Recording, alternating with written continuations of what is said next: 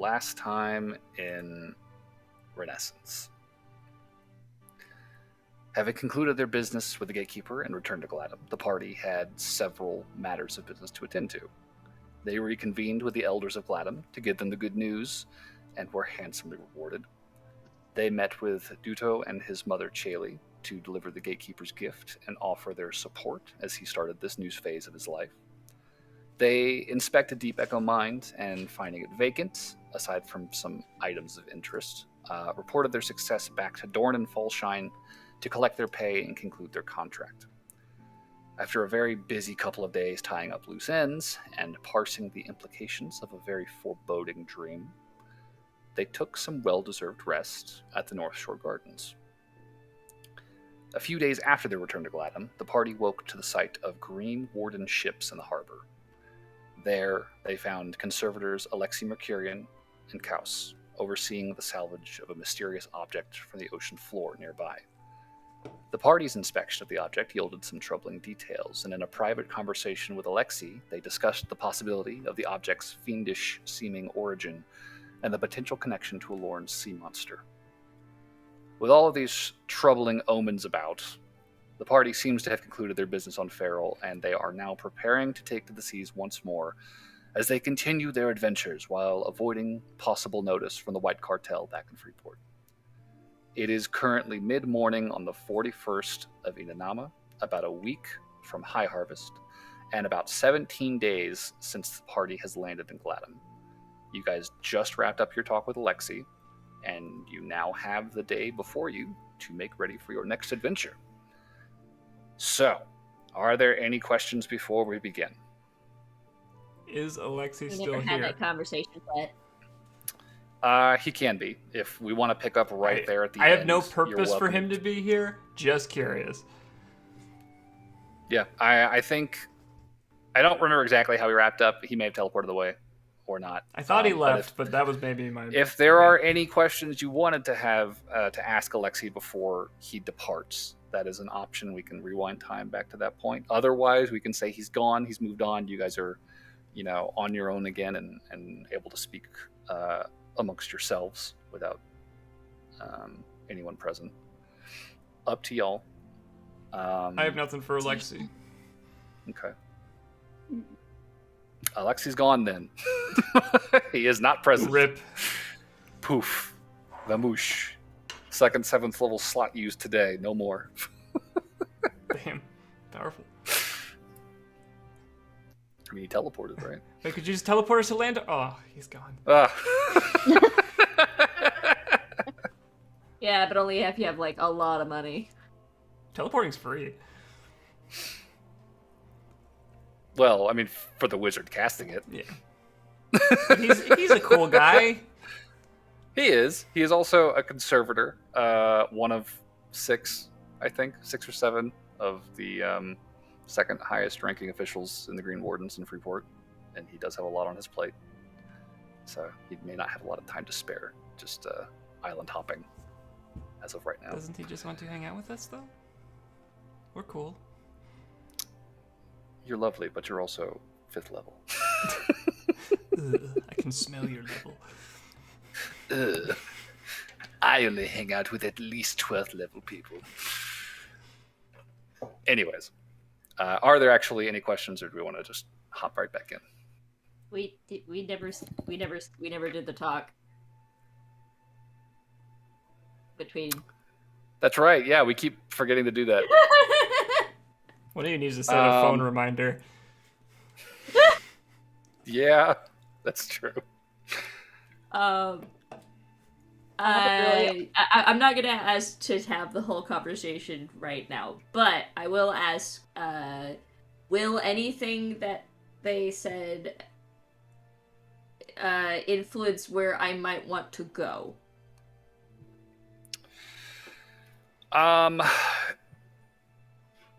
In short, it will probably not change your plans very much, no. All right. I think, considering the subject matter, your initial impulse in pursuing this particular lead to head back to Hollowvale is probably the strongest lead you have on it. Okay. Okay. Are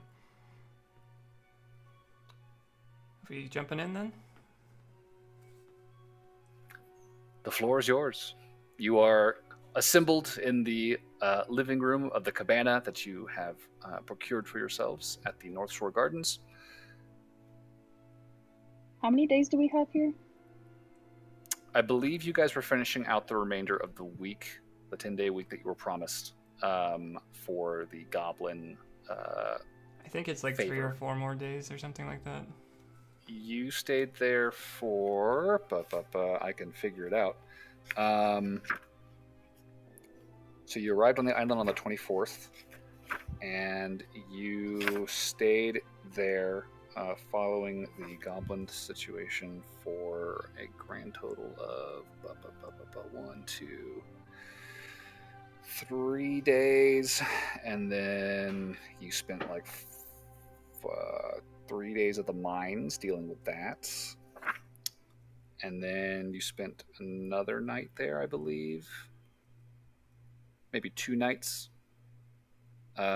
before you went into the jungle with Adlar, and from there you have had 1 more night. So I'd say you've probably got about 4 more nights here.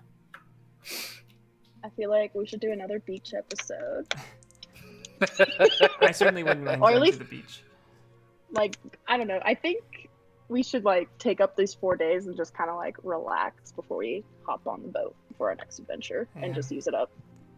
I think we need, go for it. I think we need to make sure that we have a boat available and ready to go for when it is. That's kind of what I was thinking. I might as well just go set one up, walk down to the docks, and get that set up ahead of time. Because I think our schedule is going to be dictated by the captain of that boat more so than how many days we have left. Also, I'm thinking, given that Alexi said that the island or the forests of Montauban are exceedingly dangerous, I think maybe we should just go straight to Faeril. Not You're on Faeril. Landor. There we go. Names. So I'm gonna go down to the docks today, at least in the morning here, and start that process. Sure. Okay. So Noelle is looking to set up your next trip. Does anybody else have anything they want to do? John's going to accompany Noel. Okay. Sounds good. Anything from Aloran or the bees? He is going to respond to bees now. Gerald and write a letter. A letter to Gerald. Okay. And I think I gave you a post-it note with all the... You did. Yeah, I still have that. Yeah. Should I read it out loud for the group? I don't even How many remember fish what are I you wrote. including this time? So, I actually have a pickup line that I can tell you it's really bad. I wrote it Go down for and I it. put it in my book, so I remember. I said, "You're the sperm whale to my octopussy." What? Excuse me? Barnaby's still in the room while you start writing this reply. He like walks by and like just sees that on the parchment. It's like, what the fuck? Yeah. Anyways, I made a little Excuse me? post-it note for it, so I wouldn't forget it. God damn. Yeah, that's the one you got really upset when I said it to you. So I was like, I need to write this down. Sure. That's Whew. funny. That's great. Gotcha. All right. I would like to return my books. Okay. Yeah. Sure. 'Cause I So don't- heading back to the bookstore, the little sort of take and leave. That's totally doable. So, Aloran working on her letter. Burberry, Noelle, and John heading back to town, and then sort of splitting up to tackle separate errands. Burberry, anything? You mean Or Barnaby? Barnaby? Excuse me. God, this is why I said the Yes. bees. Yes. B1, B2, B2, anything. Wait, which one of Why us is is Barnaby B2 or B2? B1? Because he's lower on the screen. It should be in B1 the- and BA. This is unhelpful. Why not just call me Bro? Barnaby Ray Otis the third. It's got bro right in the initials. I'm sorry, alright. It's not my fault. You can call me your bro, DM. It's all right. Alright, bro. What are you doing? Success. I want to get some special armor, and by special armor I mean studded leather. Studded leather armor, doable. Okay. So basically, everyone is going to Gladam proper while Aloran stays back and works on her letter. And tan. Yeah.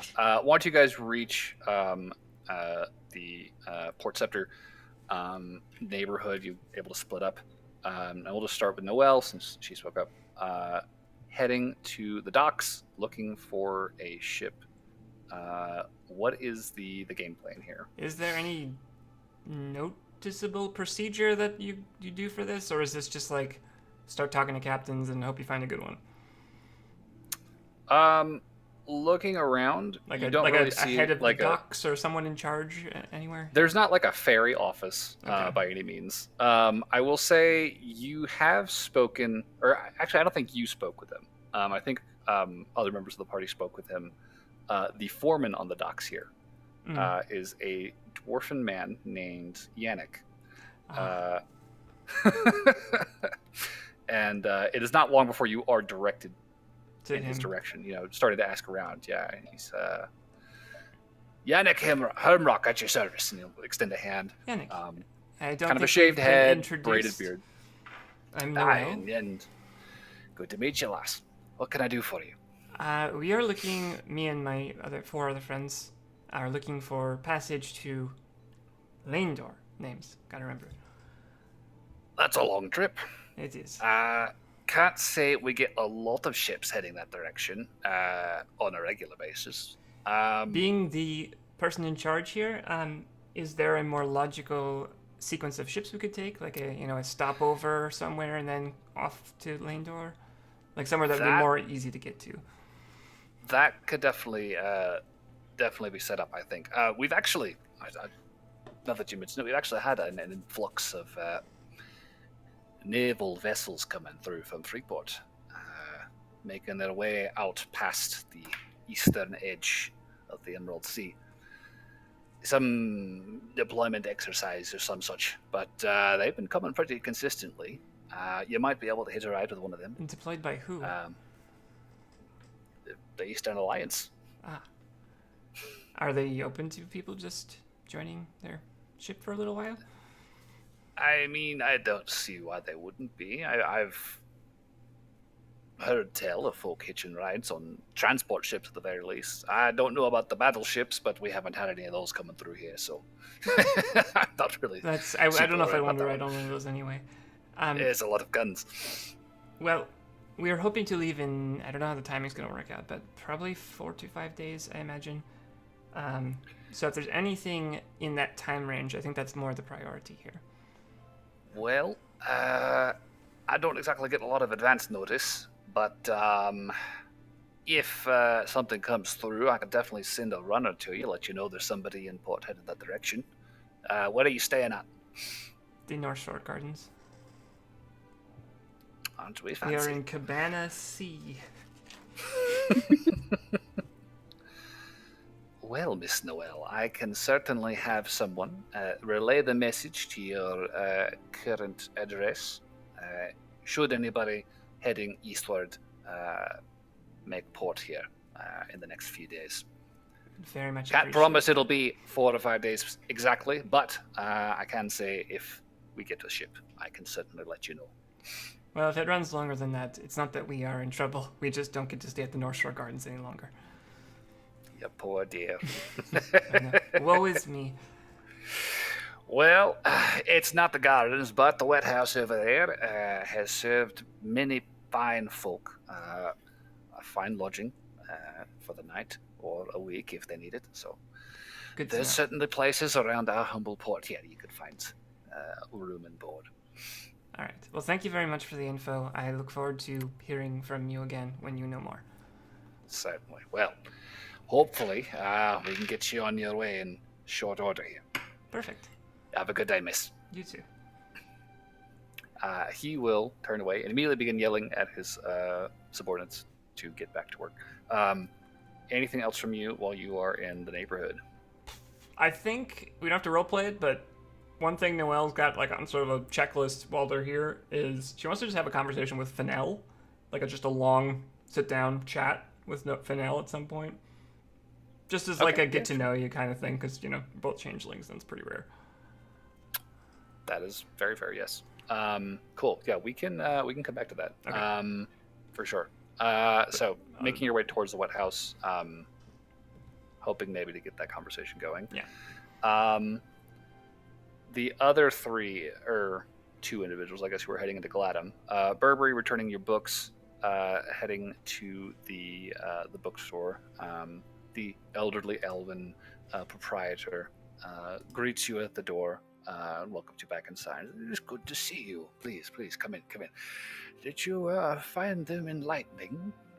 So he takes them off your hands. Yes, they were quite enlightening. I had to take several notes so that I wouldn't forget anything. A sound policy. Do you have any more of that strain that I might look at? I think we might be here for another week or so. We've got a few in the section for sure. And he'll kind of lead you back over to where they are traditionally shelved, and there are a handful of books in this field that you could peruse. Are you looking for anything in particular? Really, I feel like that he enjoyed like the lore that came with the other two. Mm-hmm. And just kind of wants to, you know, explore that kind of thing. Maybe in the direction that we're heading in. Okay. I guess looking for stuff about Lane Door then? Yeah. Okay, sure. There are actually a pretty decent selection of books, either about Landor itself or about recent history, of which Landor figured fairly heavily. And I think, as you've heard from a few people, Landor was sort of the ground zero for the last incursion, the last interplanar invasion that this world suffered. The primary portal was opened more or less in the center of the city of Holborn, where you are attempting to reach. And there are several accounts here. Some of them, historical recollections of the actual war effort. Some of them sort of novelizations of, the fall from grace from a time of peace and the descent into violence and needless death. Wide selection here to choose from if you were looking for something in that vein. Yeah, just basically so that I can kind of, because I'm not sure if I have been there or not, so it's kind of just getting to know you. Trying to get primers on the island. Yeah, sure, okay. I'd say there's probably the Emerald Atlas volume 16 that is pretty much exclusively devoted to Landor. And it's a whole geographic encyclopedia written from a fairly stodgy academic kind of style. It's not exactly the academic, my favorite. It's not exactly the most lived in account, but it is certainly going to be informative. And I guess if you want to grab a historical thing about the incursion itself, there's a couple of fairly reputable books that the proprietor will be able to direct you towards. I will happily take those. Cool. And rent them for how much again? I forget what our prior arrangement was. Say silver each. Done. You've proven yourself a trustworthy lover of knowledge. I will certainly get these back before we leave. I would appreciate it. So yeah, books exchanged. Good job. What are my titles? Get out. So the encyclopedia is the Emerald Atlas, Volume 16, and it is pretty much exclusively about the city or the island of Landor. Okay. The second book is very simply titled "The Seventh Incursion."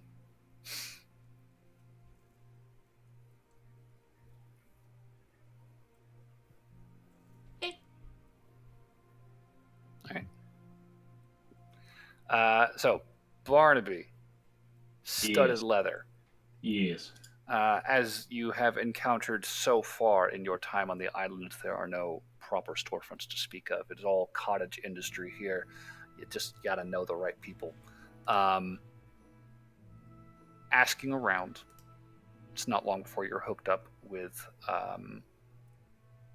a reputable dealer of leather goods. And you learn about this man actually probably through Adlar, who is, a frequent seller of pelts and animal products to this fellow. Says he makes good work. Trust me, I can assure you, whatever you get from him will be the highest quality. So, studded leather, easily procured. I believe it's 50 gold pieces or 45. Let me double check that price for you. 45 gold pieces for studded leather. I'll hand him the coins and thank him. Thank you, sir. I hope to see you again soon. So, I hope he doesn't. while we are on the subject of shopping, if the party has anything they would like to procure before leaving Gladam, we can handle that at this point. If you need more rations, if you need new armor, if you want weapons, something to look Stock into. back up on rations myself. Sure. Half a gold, 5 silver for 1 ration. And I should say, if you are looking for anything more potent, perhaps, before leaving Gladam, this would also be the opportunity to start asking around about, say, magic items. I am curious about one.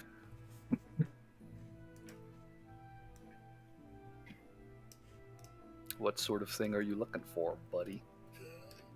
Bro?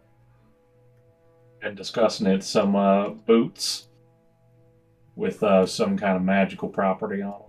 Some fancy magical boots, you say? Yeah. Okay.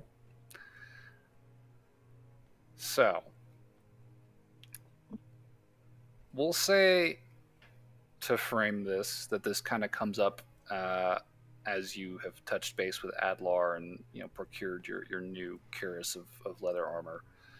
Kind of mention this offhand, and he'll say, "Well, if you're looking for something of that nature,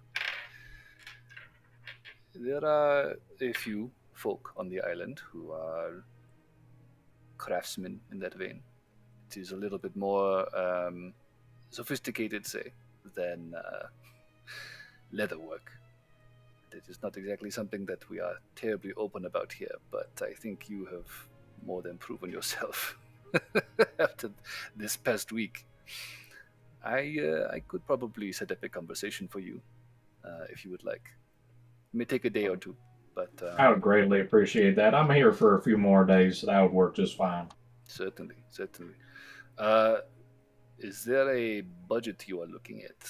I don't have to share that with them necessarily if you are wanting to haggle, but I can definitely get you a quote ahead of time. Just to test the waters, I suppose.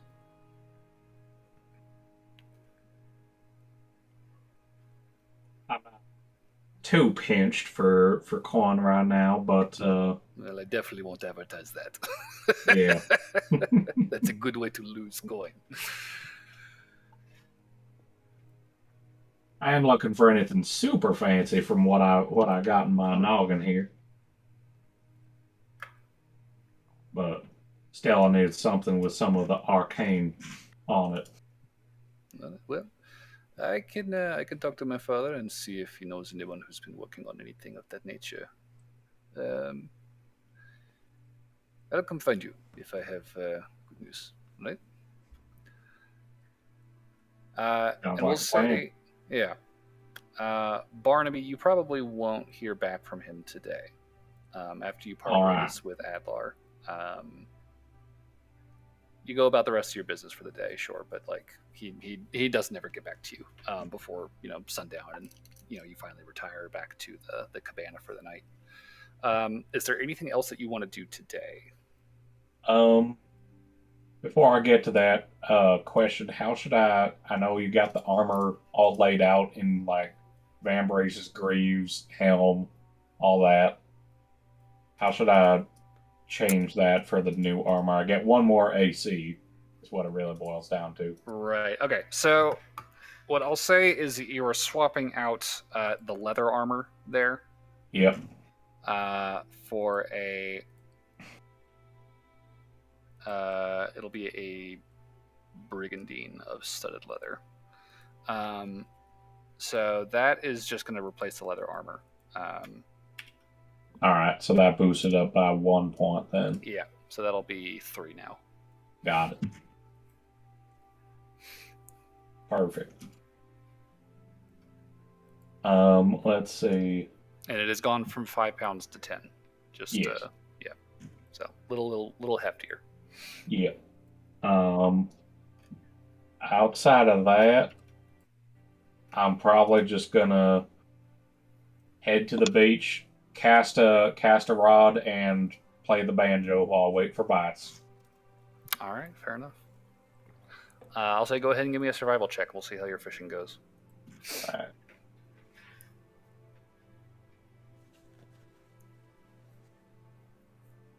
And a 15 total.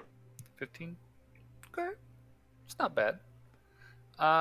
Probably like reposition once, just because fishing like on the shallow sands.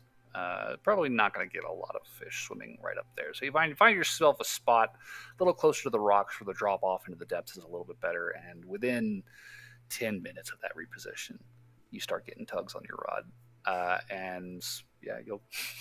I heard that. I didn't say sticker. anything.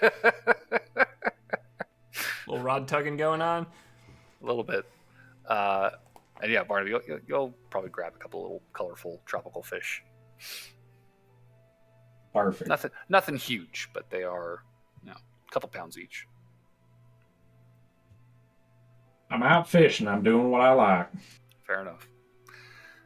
So, anybody with anything else for the day? It's not about the size of the fish, it's how you use Noelle it. could get studded leather too, couldn't she? Yeah. It is light armor. Yeah. Does it impose disadvantage on stealth or no? Nope. No. Probably should do that. That would bump me up to 16 AC. Yeah. Yeah, I'd do that. Like, at some point in the day, I see Barnaby wearing that. I'm like, I could wear that. Where did you get that? It's so fetching. Did they have more? I mean, I would also like to. So I was just gonna say, I would also like to, at some point, get that conversation set up with Fennel whenever she's free. But outside of that, no, I mean, yeah. Fennel will definitely be tending bar. I mean, she owns the place and she is there pretty much every day. Okay, so yeah, cool. Tracking her down for that conversation is not difficult. Cool. Lauren. Are there any people that do magical tattoos? Magical tattoos. Yeah. I just found out about it. Sounds cool. They're very cool. Okay. Well, Lauren wants to get tatted. We are in Fantasy Jamaica. This is true. I'll say, yeah, you've got a point of contact. You've got some ins with, some high-ranking folk on the island now. You would not have a hard time getting that information. I think after probably like touching base with Barnaby again, at some point in the day, it's like, oh shit, you talked to Adlar. It's like maybe he can hook you up with a tattoo. So we'll track down Adlar, and he'll be. Oh, this is the third. Adlar's just our directory. Yeah, the third member of Hello, your party Adlar. to visit me today. Tattoos, you say? Mhm. Okay, I could definitely ask around about the tattoo. Like a magical one. A magic tattoo. Yeah. That will definitely take some asking. That's actually kind of a cool idea. You can already see him starting to think about his own potential We can go get it magical together. tattoos. Should they match? We could. I We really- mean, I'm not opposed. You came through swimmingly back there in the jungle. I would be honored, honestly, to share a tattoo with you. We could get like a bear.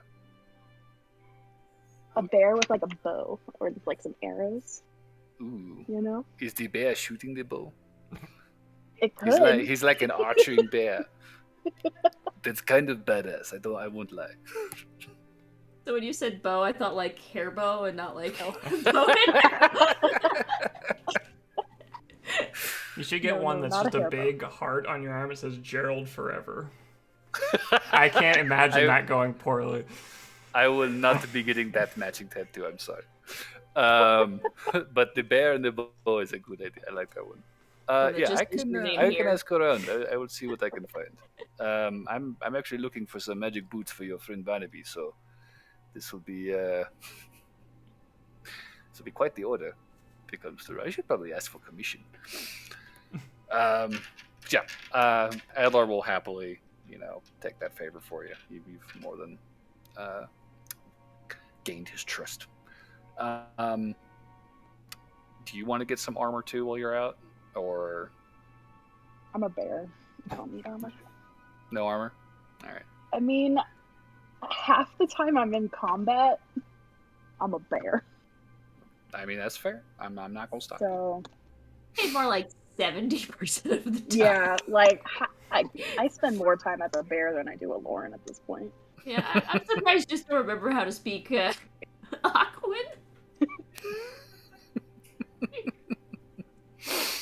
We're gonna turn into a fish later, just be like, how do? I don't know how to swim. Okay, so So that's Adler's the for question. boots and tattoos. Can you wear bear armor? Probably, You, but it wouldn't be cheap. yeah, The I'll problem tell you is that also right now. she loses I'd the have to stuff she carry it. wears when she'd have to put it It on. depends on. It depends on the. Transform and then take 10 minutes Yeah, to don that's- some that's armor what I'm worried as about. a bear. But you could in the situation that called for it if you really want to commission a suit of bear armor. If only there was She, a spell to equip armor. if they find a more intimidating bear form, then that armor's no good anymore. Also true. True. You would definitely need a different suit for a different animal. how much is a bag of holding? So, do you want to ask Adlar to look into bags of holding as well? Maybe. Yeah. Let me write these down. It's got a shopping list all of a sudden. Okay. I have some friends who are looking for a pair of magic boots, a magic bag, and magic tattoos. Magic everything. I need to find magical Gucci and the neighboring tattoo parlor. We'll Um, say, when a Lauren meets up with the group, she's gonna be like, "Hey, would you guys want to get magical tattoos?" That sounds expensive.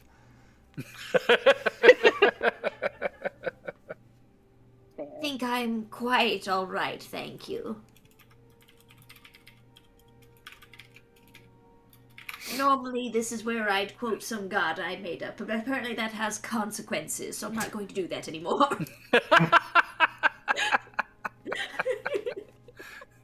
Apparently, that's actually a thing. Weirdly enough, John looks almost offended at the idea of putting a tattoo on his body. His Wait, but what are those dark marks that you have on your shoulder? Those are natural. Oh.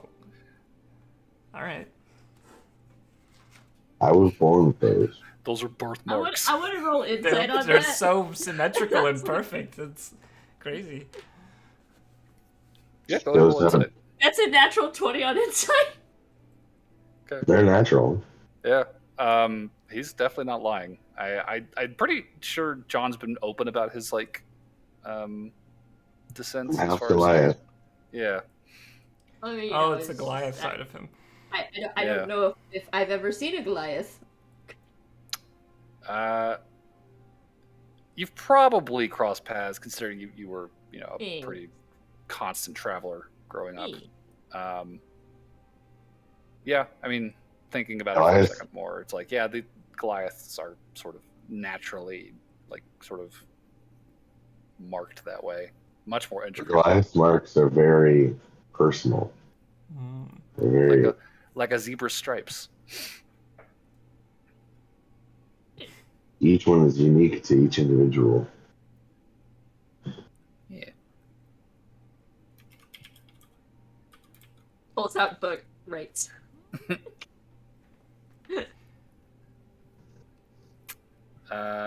Okay, so is there anything else that you guys want to take care of on this first day here, or shall we press on? I might as well buy that studded leather. I think I'm going to need it. Okay. Oh, and we need to do your little talk with. We don't have to RP it if there's. It's more just getting to know her, but if there's relevant stuff that could come up, sure. Yeah, I mean, sitting down in that bar that afternoon, she'll catch sight of you pretty quickly, and it's like, well, you made it back. Good to see you again, Miss Noel. It's good to see you. How have you been? I'm doing pretty good. Oh, you're gone. No, I'm here. I'm sorry. I had to get a drink for a customer. Okay. But it's good to see you again. There you are. Yes, I honestly just wanted to come and talk. I figure me and my friends are kind of done with our jobs at the moment, and I've got some free time, so I wanted to get to know you a little better. Well, I'm glad you made it back. I was mighty curious myself when I saw you walk in. Where did you say you were from again? Alia. That is... I don't actually know where that is. That's a long way. In, is it Middenland or the Middenlands? The Midlands, yeah. It's in basically the central Midlands area. I'm. It's a pretty big city, terribly actually. Familiar. I mean, I was born here. I did a little bit of time on the ships, but I've spent most of my life here in Farrell, so sure. that is a long way off for me. Do your parents still live here, or? Well, they did, up until about 5 years back. I see. Were they both changelings? I'll be honest. As an orphan, I don't really know how that works. They're both human? Wait, what? Yeah. As best as I ever heard it told, our kind don't really. Well, they can, I suppose, couple, but you don't really see it the same way you do with a lot of other folks. We're special, the elves. Hard to find. Very.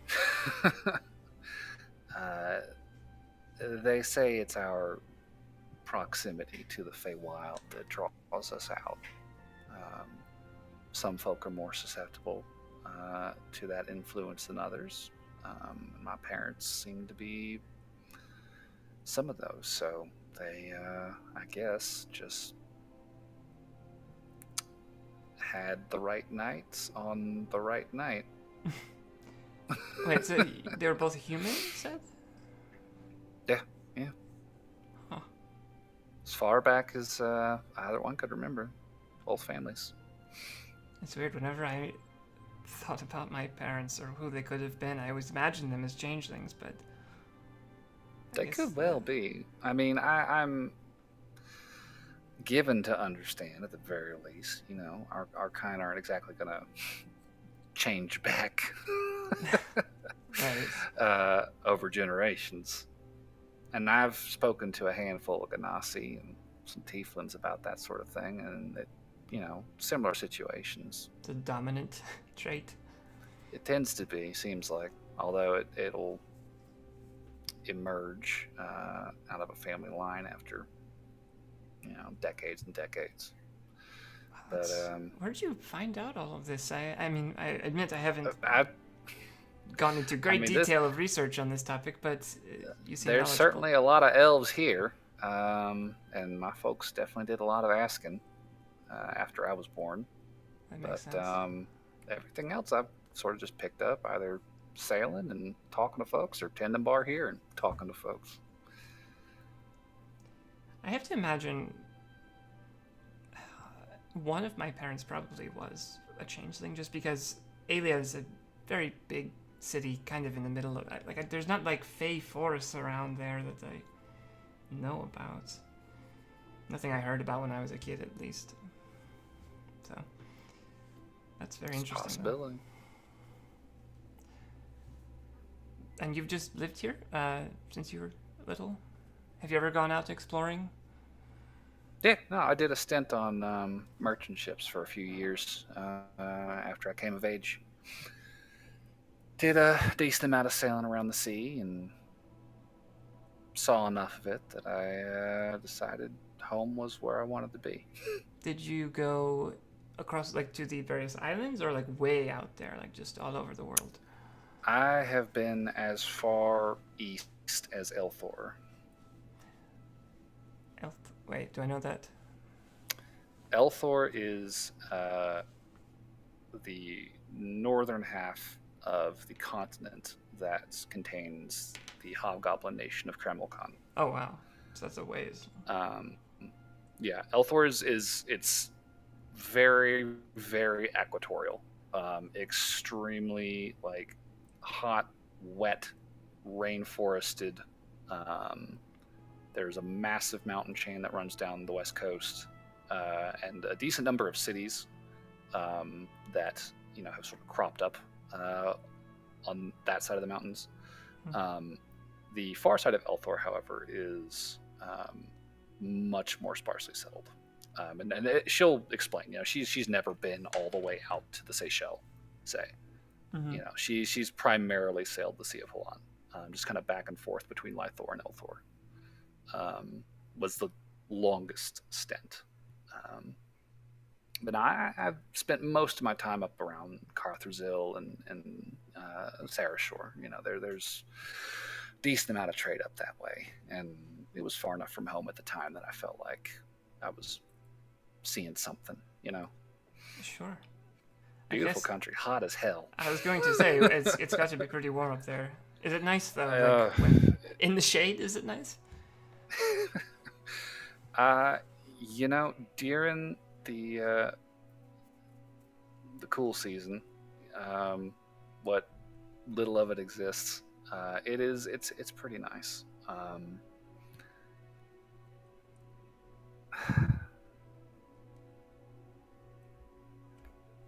Carthagill's interesting, I will say. It reminds me a lot of here, or at least not here, not Feral, but like the Emerald Coast in general. Mm-hmm. There's a very independent sort of spirit up there, which is funny. Seeing Dragonborn take that on, so she'll kind of lean in. It's a little weird, right, for their kind. Like, they're usually so like tight knit, very like communal, and then Carthagil is like the Wild West. Like, it's just every man for themselves. Does that line up with my understanding of Dragonborn? Dragonborn, have like a very strong cultural identity amongst themselves. Like the story goes that their race came to Vergos virtually extinct. It was pretty much a handful of nest mothers and one like the last remaining clutch of eggs from their people that were able to make it down here, and their race survived and prospered from that very tiny seed. So there is a level of sort of community mindedness that's very, very typical in places, dominated by Dragonborn culture. And this is the antithesis, kind of. It's just sort of. Cathrazil comes out somewhat antithetical to that, yeah. I guess I'll say they have a very lawful bent, and Cathrazil comes off very chaotic to her interpretation of it. That sounds exciting. I mean, they're nice enough, very, very, welcoming, friendly folk. Just very, it's just odd. It's just odd, like they don't do the temple things. Just not really like a thing up there, and Dragonborn have like a very religious culture. They're very very committed to the conclave. They are one of the largest sort of factions within the syncretic conclave, and from the description she has, there's almost no presence in Cathrazil of that. The Dragonborn up there just don't seem interested in it. They've got other stuff they want to do.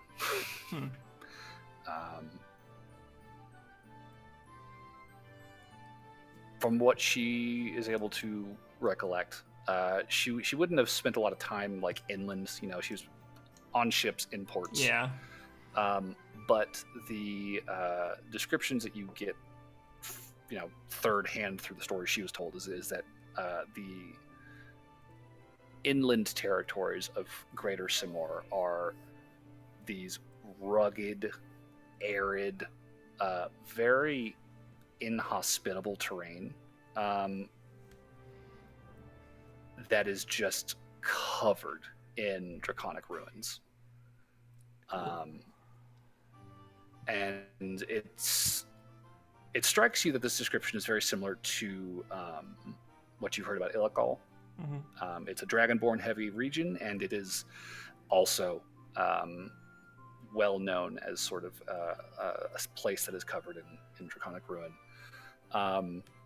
But where Illical seems like it was almost sort of a graveyard island, Greater Simor seems to have actually been sort of a center of dragon civilization, and the Dragonborn of Cathrazil have this intense fascination with that history, and there's a lot of effort committed to heading up in that direction and digging up whatever they can find, unearthing that history, trying to sort of connect themselves to it, despite the fact that the dragons of Vergos and the Dragonborn of Vergos have two completely different sort of genealogy. Like they never had any contact. They're not descended from one another.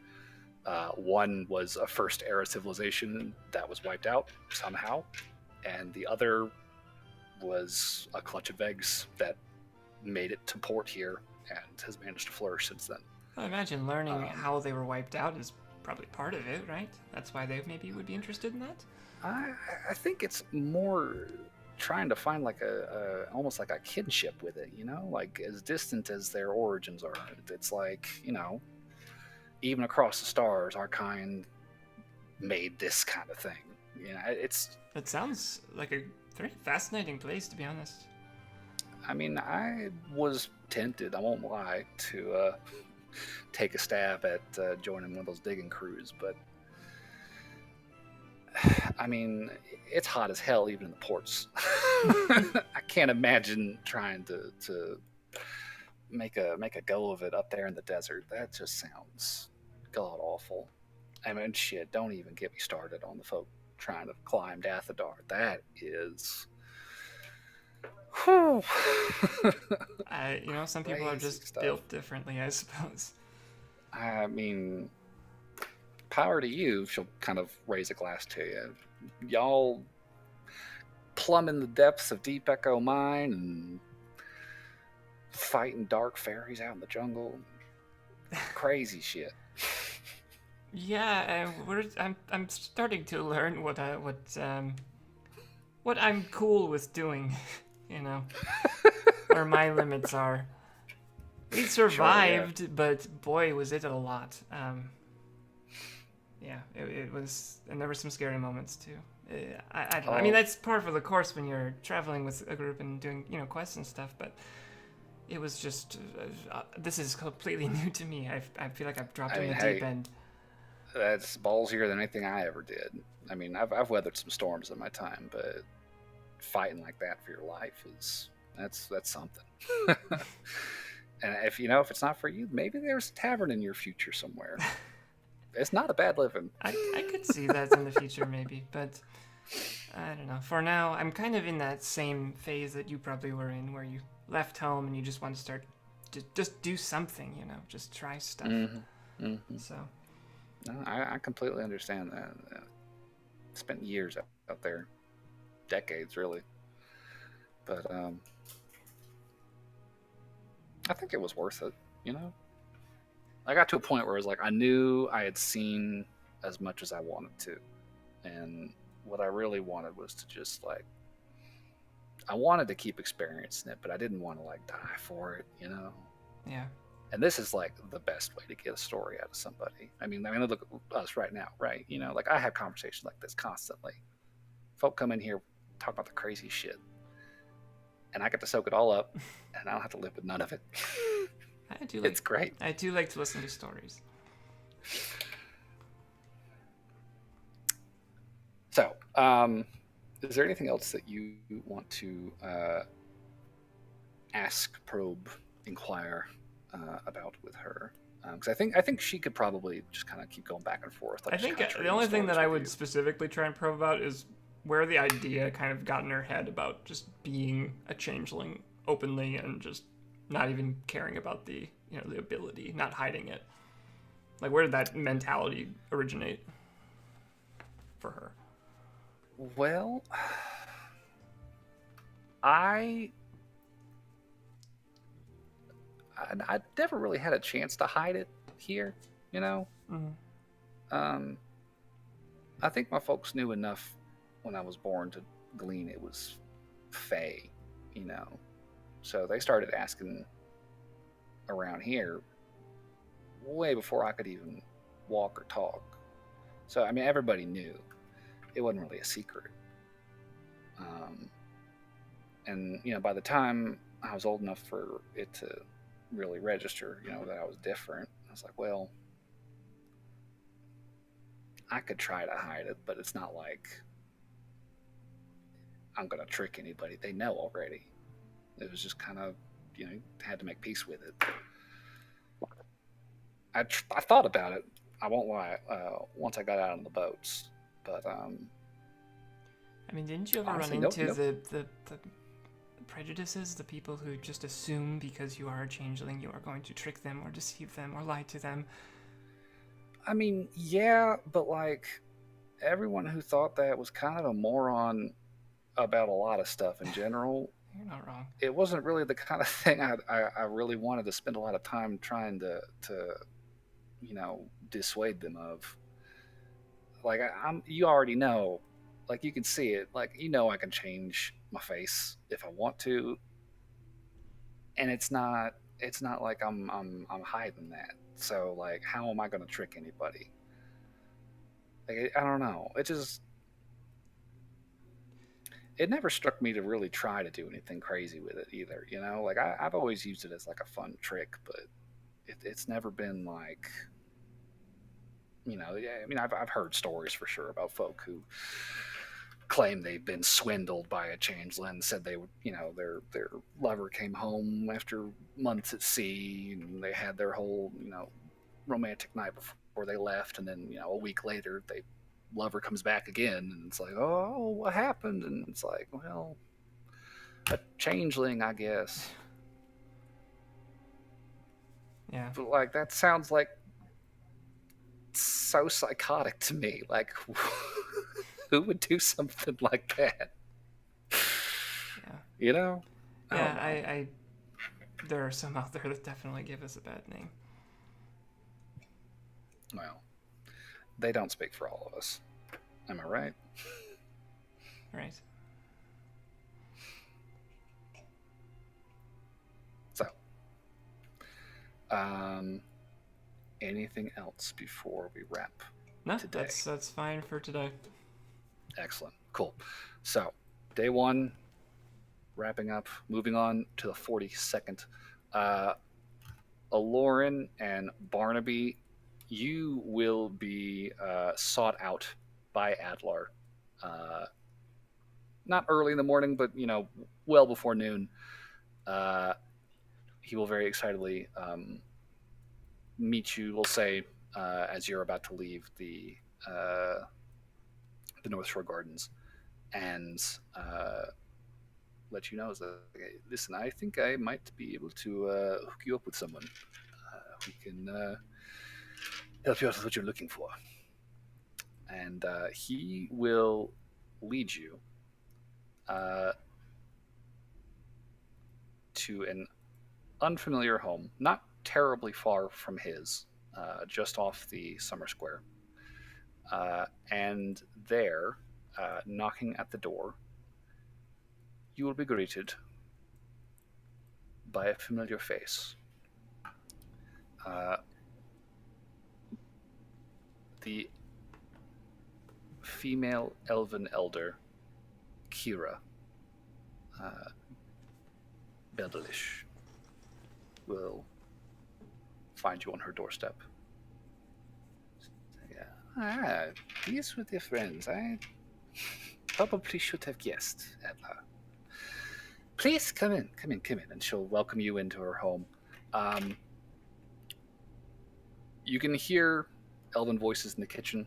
A couple of male voices, one somewhat older, one younger, unseen but very audible. You can smell something cooking.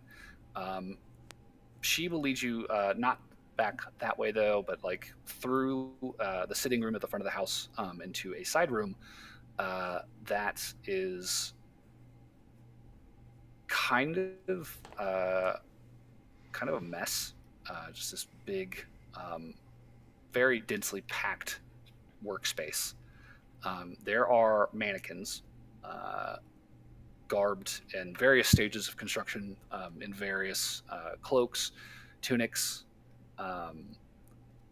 She's got a loom that she is currently halfway through weaving together a new sheaf of textile. Very intricate red and blue pattern, shot through with white and black. Looks like this lady does quite a bit of work here when she is not eldering at the Elder House. And she'll just pull out a few stools for everyone to sit down at and sort of sit back and look at the two of you. So, you are looking for something a little bit more potent than your standard fare. Boots, I was told. And the bag. Yes. Yes. I may have some such items on hand. The boots, for sure. The bag could potentially be made, though I will say this is not a fast process.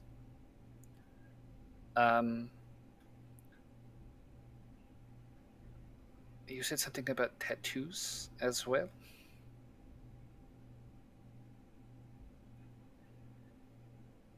This is a somewhat novel concept to me, but I am intrigued by the idea.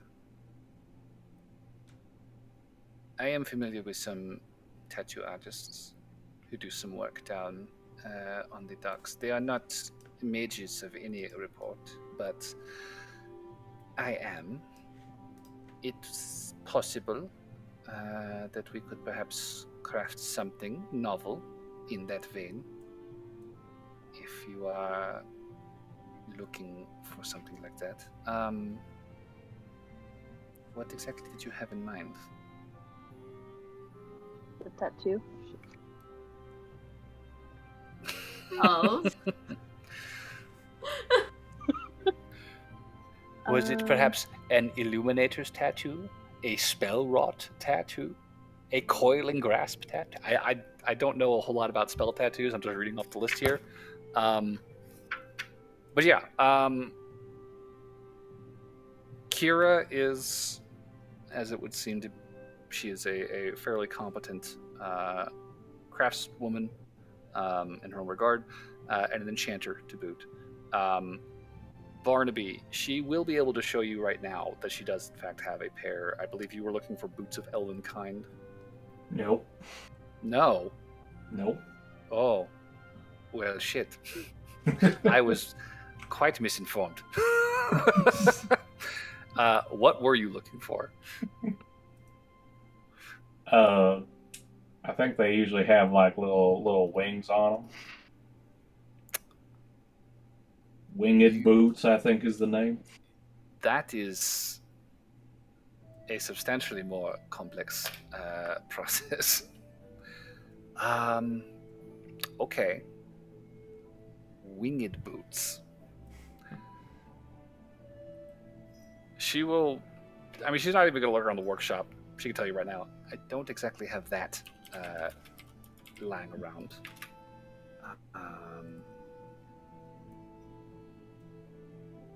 I mean, I did last month, but some adventurers came by. I could make some. I can assure you of this. I could make you some. I will, however, warn you. I will probably have to draft up some documentation to accompany these boots. These fall under the purview of certain Eastern Alliance regulations regarding magical artifacts of a certain nature. Have you had much business with the trade of magic items out here? I know you're not local. I have not. I'm not exactly from around here. Right.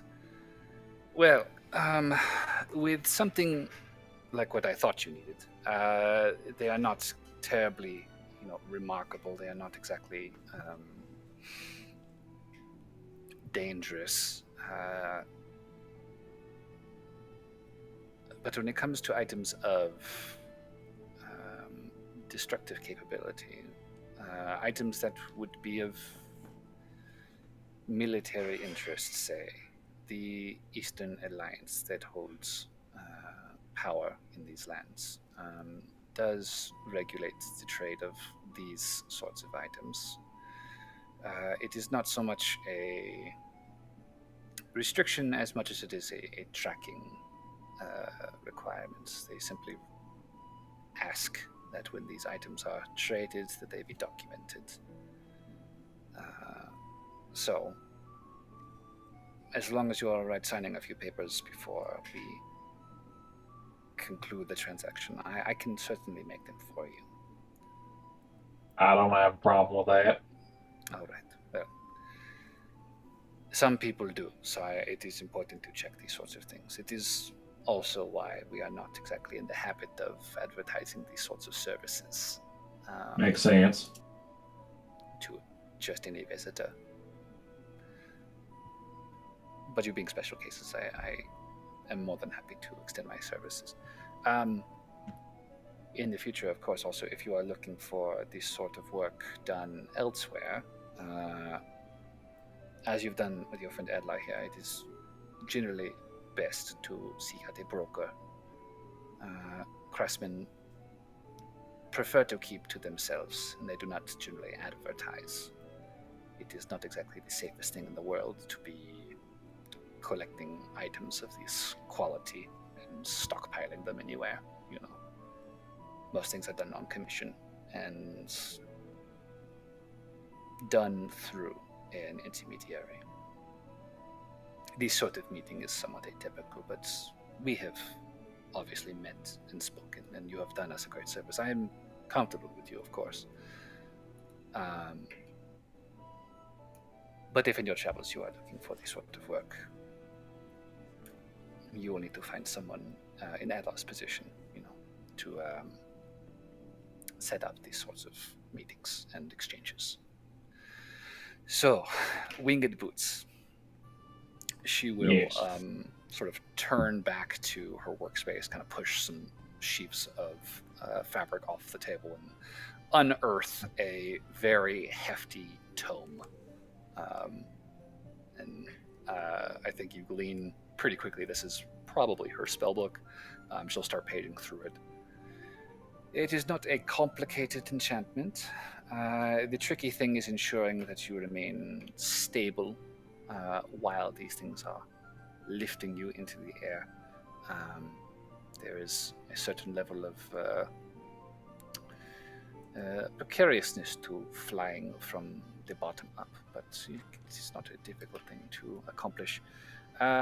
I will need a little while to complete these, however, and if we are also looking at the bag, that will be an additional period of time to complete as well. But Do you know how much the bag would be? well, she sort of sits back in her chair.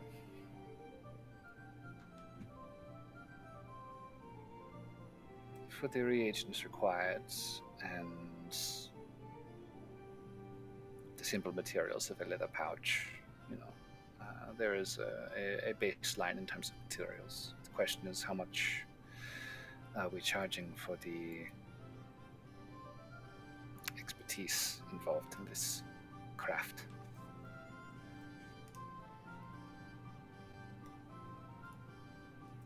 You have done our island a great service. You have been rewarded for that service. I think, in this case, it is probably safe to simply charge you the simple, basic asking price for this sort of craft. Say 350 gold pieces. Thank you, though. Do what? I'm good. Thank you, though. Fair enough. I appreciate it. For the boots, Mr. Barnaby, I believe they'll be 400. Barnaby just pulls out a bag and starts counting. Give me a minute. Of 2 course. hours later. I got a lot of silver.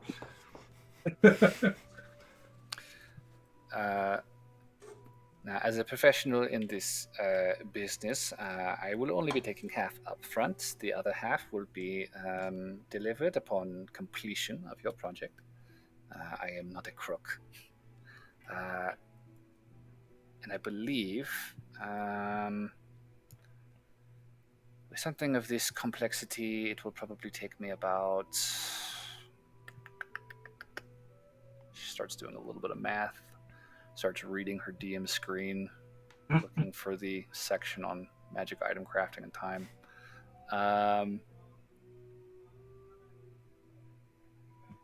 Should be about 2 weeks. All right. I mean, we can come back here. We'll be back around for a bit, so that shouldn't be a problem. Well, I can absolutely send you a message as soon as they are completed, and whenever you are able to return, they will be ready and waiting for you. Excellent. No extra charge if there is a delay. Do not worry. Thank you. 200 up front, and for you, she'll just write out a very short, quick receipt. 1 pair of winged boots in progress, courtesy of Kira Billadish. So, Barnaby's got some boots commissioned. So, Yes. Miss Lauren, apologies about the bag, but the tattoo, did you ever figure out what it was you were looking for in that regard? Potentially masquerade, absorbing, or life flow. So, describing the function of these tattoos that you've envisioned, since these are hardly standardized. What was it? It was masquerade, absorbing, or life flow. Oh, and then the blood one. That one actually sounded really good. Masquerade. Oh, masquerade or Blood Fury. That's the other one. blood fury. I think Blood Fury or Masquerade would be my. Blood higher. fury. What? How much is it? Like really expensive, right? Oh. Yeah, a blood fury tattoo is a legendary item, Shawnee. Oh, okay. I had no idea. I'm reading online. That will be It didn't say. 40,000 gold. Oh, that will be well over 200,000. Okay, well, never mind. What does that motherfucker do? To return to this item, you hold it to your skin. 10 charges, regains them all daily at dawn. When you hit a creature with a weapon attack, you deal an extra 4. Holy shit! An Sounds extra great. 4d6 necrotic damage, and you regain a number of hit points equal to that damage. Yeah, that's some. Great. That's Can some I get one of endgame those shit. too, Plet? Let's just all get one. It seems good. Fuck that boat. Alexi's a stooge. We're getting blood fury tattoos. To my defense, this article does not say that it is a legendary. Yeah, that's not helpful at all. Holy shit. Yeah, I have no idea. Like that's why I'm like, let me just write them down because I don't know what Sure. Any- Yeah. Okay. of the rarity is. So the absorbing tattoo is very rare, which is on the order of tens of thousands. Okay. Not Wow. as expensive, but still well outside your price range. So absorbing's probably out. Yep. Okay. The Probably all of them are masquerading, out, but the masquerading tattoo, is a common item. This is substantially more manageable and definitely within your price range. Maybe like 100 gold pieces. okay. The reason why I was thinking the masquerade is because you can change the tattoo. So if Mhm. the like bad people ever come up and they have like their own tattoos of the White Cartel, you can make that tattoo. That's cool. So as a bonus action, you can shape the tattoo into any color or pattern and move it to any area of your skin. Whatever form it takes is always obviously a tattoo. It can range in size from no smaller to a copper piece to an intricate work of art that covers all your skin. Fucking cool. That is And then cool. as an action, you can cast Disguise Self once per day. Damn. That's Perfect. sweet. You just put a tattoo that covers your entire face that looks like Yep. somebody. Yeah, 100 gold piece masquerade tattoo. Sure. Yeah, go for it. I'll do it. Cool. So she will probably set up this meeting for you either today or tomorrow, depending on your availability. She'll take you down to the docks, and you are introduced to a young half-elven tattoo artist. His walls are sort of covered in parchments depicting various sailing naval designs. You got anchors, you have birds, you have whole ships. Lots of designs clearly catering to the target audience here, close to Port Scepter, and he seems a little nervous when Kira describes the plan. He is going to tattoo you with something, and Kira is going to be incanting magic, imbuing the tattoo as it is applied to your body. Wait, is my homeboy joining me for this? Adlar? Yeah. Adlar will he's not going to get a magic tattoo because that's fucking expensive and he's not that bougie. But but he will absolutely get a matching tattoo if that's what you wanted to get. Although when you described like it's a masquerade tattoo, it could change shape. He's gonna be like, well, it's not going to match anymore. Lauren, question. But Sorry, I know time's a little fluid here. Would you be offended if I also got this tattoo? Because that sounds super fucking useful, actually. To have disguise self Be once my a day. guest. See, everyone was like, "Oh, you're gonna get a magic tattoo? Oh, why would you do that?" cool, we're all getting matching tattoos, except Let's do it. you guys are matching and I don't. Well, you can get a matching. You get the tattoo. same initial design, and then, we can change it, but yeah. You can also just get one that changes too. Here, I'll go half on. I'll pay for half of it if you want to pay for the other one. That way you can get a magic Half of tattoo as well. Adler's magic tattoo. Yeah.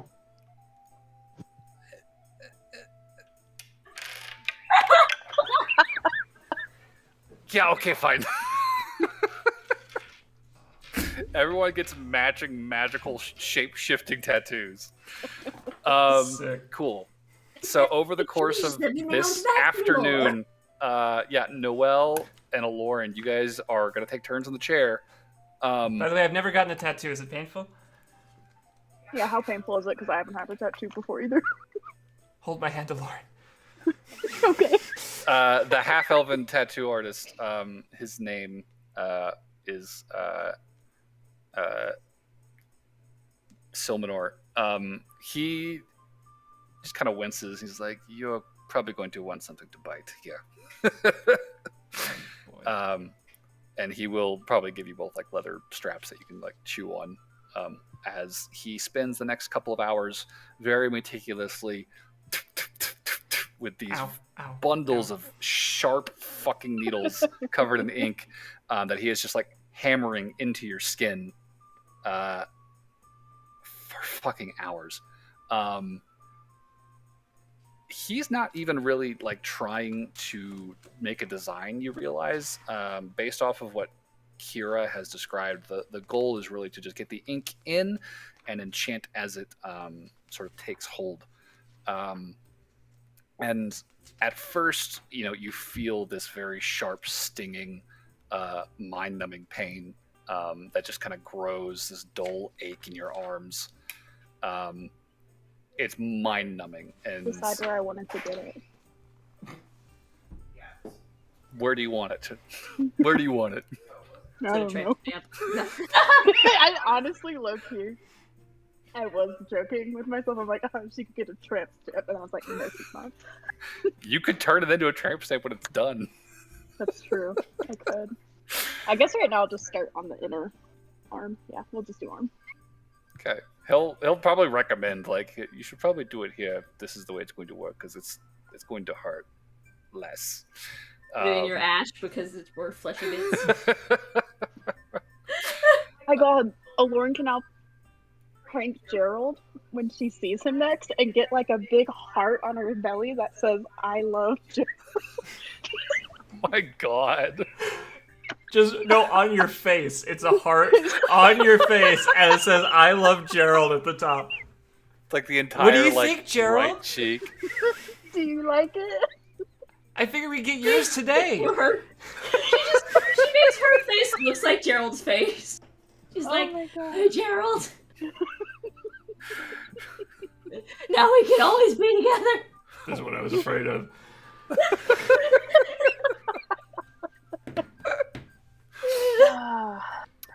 But yeah, to conclude, it starts out very, very painful, and it goes from this dull aching pain to as Kira, sort of gets into the brunt of this enchantment, slowly incanting and infusing the tattoo with magic. It begins to sort of tingle and burn, and you would swear there was a very faint kind of mist starting to waft off of your arm where the tattoo is sort of taking hold. Some spicy ink, man. That's not me. I promise. But yeah, within a couple of hours, he will wrap up. You will have a very sizable blot of just black ink just embedded in that forearm. Kira will sort of conclude the enchantment. She'll say, well, that should do it. Give it a try. See if it works. I do my initial bear with bows and arrows on my arm. And focusing on the tattoo, you do feel mentally this thing, this presence in your body, on your body, and sort of focusing your energy on that. It feels malleable to your thought, and it begins to shift and take shape. And very slowly, you're able to sort of push and pull the edges of this shape into the silhouettes of a bear wielding a bow and arrow. You give it another try, sort of reorient it, have the bear sort of like change his pose, aim in a different direction. Okay. The tattoo gets a little more detailed. It could be and like an within a animated couple of minutes tattoo. of practice, this thing starts to feel very natural. Okay. Kira did so a very I'm good job with the enchantment. I want to prank Noelle, so I'm gonna like turn around. So I she just can't watched see me, you and get the I'm gonna tattoo. Well, I know. As she's like sitting down, like getting into the chair, rolling up her sleeve. I'm gonna like do the "I love Gerald" and I'm gonna put it on my face and turn around and be like, "So what do you think?" That's a decision. Wow. It's really noticeable. Do you think he'll like it? I think he'll love it, right? I think you'll want to totally get a gonna do matching this. one immediately. Right? Oh my god. And then she'll put it back into the bear. Oh, thank God. I would kill for you. I would give you inspiration every fucking game if you kept that tattoo on your face for the rest of the fucking campaign. That's a deal. That's tempting, actually. You will have disadvantage on every fucking social roll you make from here on out. But you will have inspiration. All right. Oh my God. So I just have never-ending inspiration. Once a session, yeah. Oh, nah, it's not worth it. All right. Offers on the table. What if I decide to do it for a session? Because I mean, don't you have to when we get to Active Gerald. You have to. I will, yes. That will be happening, without a doubt.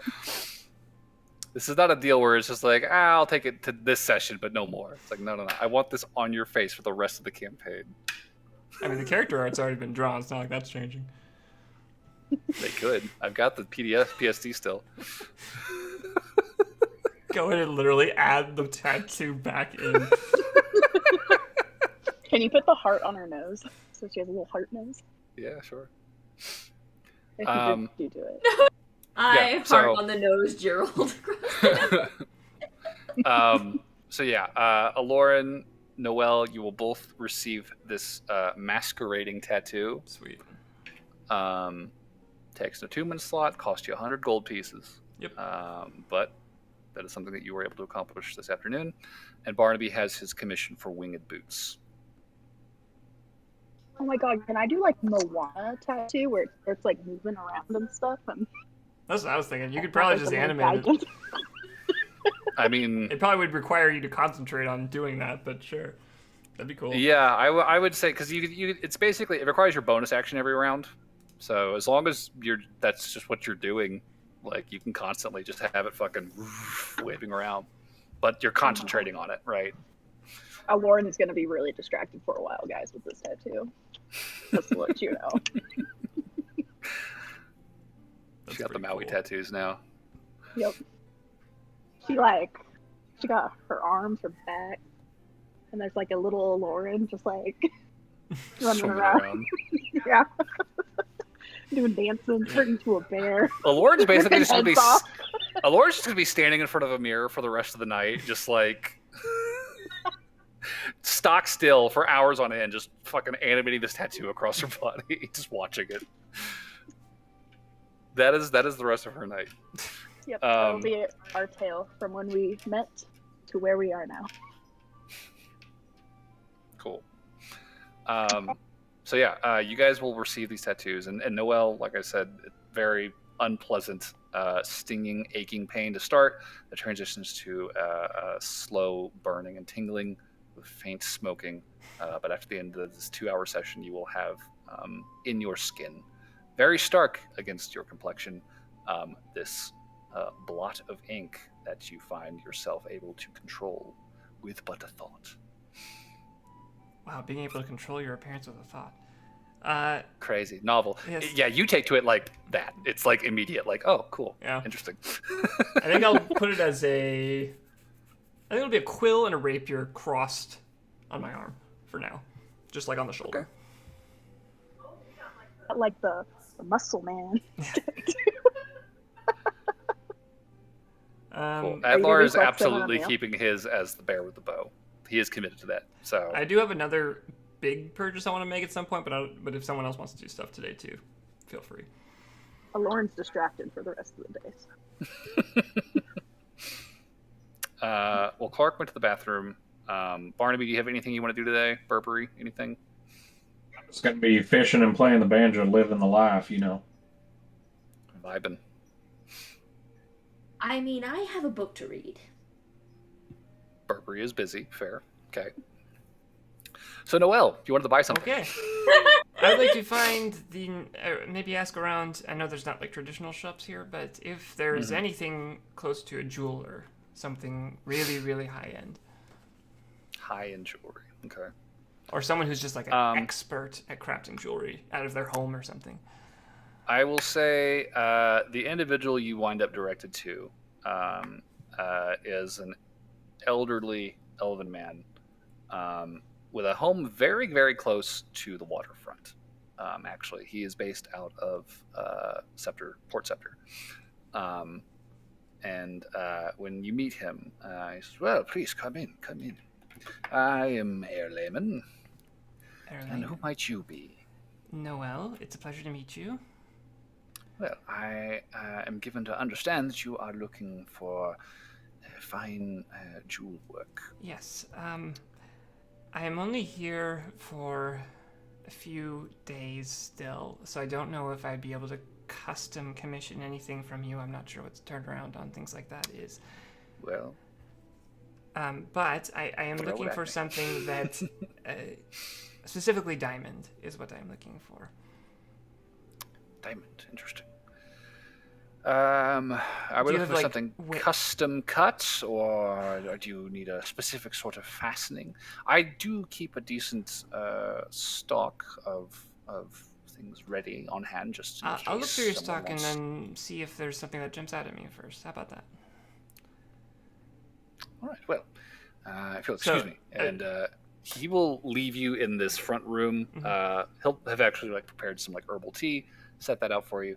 Head back through several doors. You hear multiple doors open and close in his absence, and it takes him a good 10 minutes to get back to you. And he has a small chest in his hand Okay. that he will open and let you see. It's as it opens, there's this shelf that sort of unfolds with these velvet cushions. And there are a number of cut gemstones just sort of laid out on these little platforms for you to see. Various colors. You do see a couple that look like they could be diamond. Nothing humongous. They're probably at the biggest, penny sized. Mm-hmm. So And tiny. none of them are set in any sort of metal fastening. Okay, so out of character, what I'm looking for here is something for Revivify purposes. Gotcha. Something that costs about 300 gold, or has enough diamonds inset in it that would add up to about 300 gold. Okay. And for his purposes, I would like it on a bracelet. And I would like it, if possible, sized to fit this type of hand, and I will turn one of my hands into Burberry's hand. We did over here. Hold on. That is quite the trick. Well, madam, let me take a measurement real quick. He will pull out a tiny little measuring tape and take your measurement Sure. with the Burberry hand. Well, the bracelet is not a difficult thing to fit at all. Is there a particular metal you would like this in? Silver, gold, bronze, brass? I do offer some. I would budget like to keep the options, budget say 10. in the 300 to 400 gold range if possible. Sure. Let's see here. He will take out a little notepad, start kind of doing some sketching, and he'll pull a couple diamonds out of that little chest that he showed you, and show those to you. As like I said, neither of them is any bigger than a penny. Like they're both fairly small, but So small. you got two settings in a very sort of simple gold wire bracelet. And the diamonds themselves, I don't think are like. I don't think that really any of the gems are like specifically priced. No, it's more. What I'm kind of getting at here is some kind of gold bracelet with diamonds inset to value it up to 300. Yeah, just for the sake of the river fight. Yeah. I will say that by the time he kind of puts it together, he'll say, I think this is probably something within your budget here. 2 diamond settings and pretty simple gold wire. If you're fine with these diamonds here, I am more than capable of having that ready for you by the end of the day today. Quite doable. If you're looking for something custom cut, say that takes a little more time. Well, this is more about just getting something before we leave rather than anything that has to be super specific. Actually, you know what? Let me see I was kind of like, if you'll allow me to like sort of just drape it over my hand for a second, I'll turn my hand back into Burberry's. Just like try and find like if gold or silver works better with the skin color. Yeah, sure. Yeah, I mean he'll probably have some samples. Yeah. Just like real basic bracelets that you can kind of take a look at. And yeah, between the two of you, you can definitely create a small bracelet. He will have that ready for you by the end of day today. So yeah, 300 gold pieces in exchange for a diamond bracelet. Okay, perfect. And do you do like a gift box? Could I do like a gift box? Of course. No charge for the gift box. Perfect.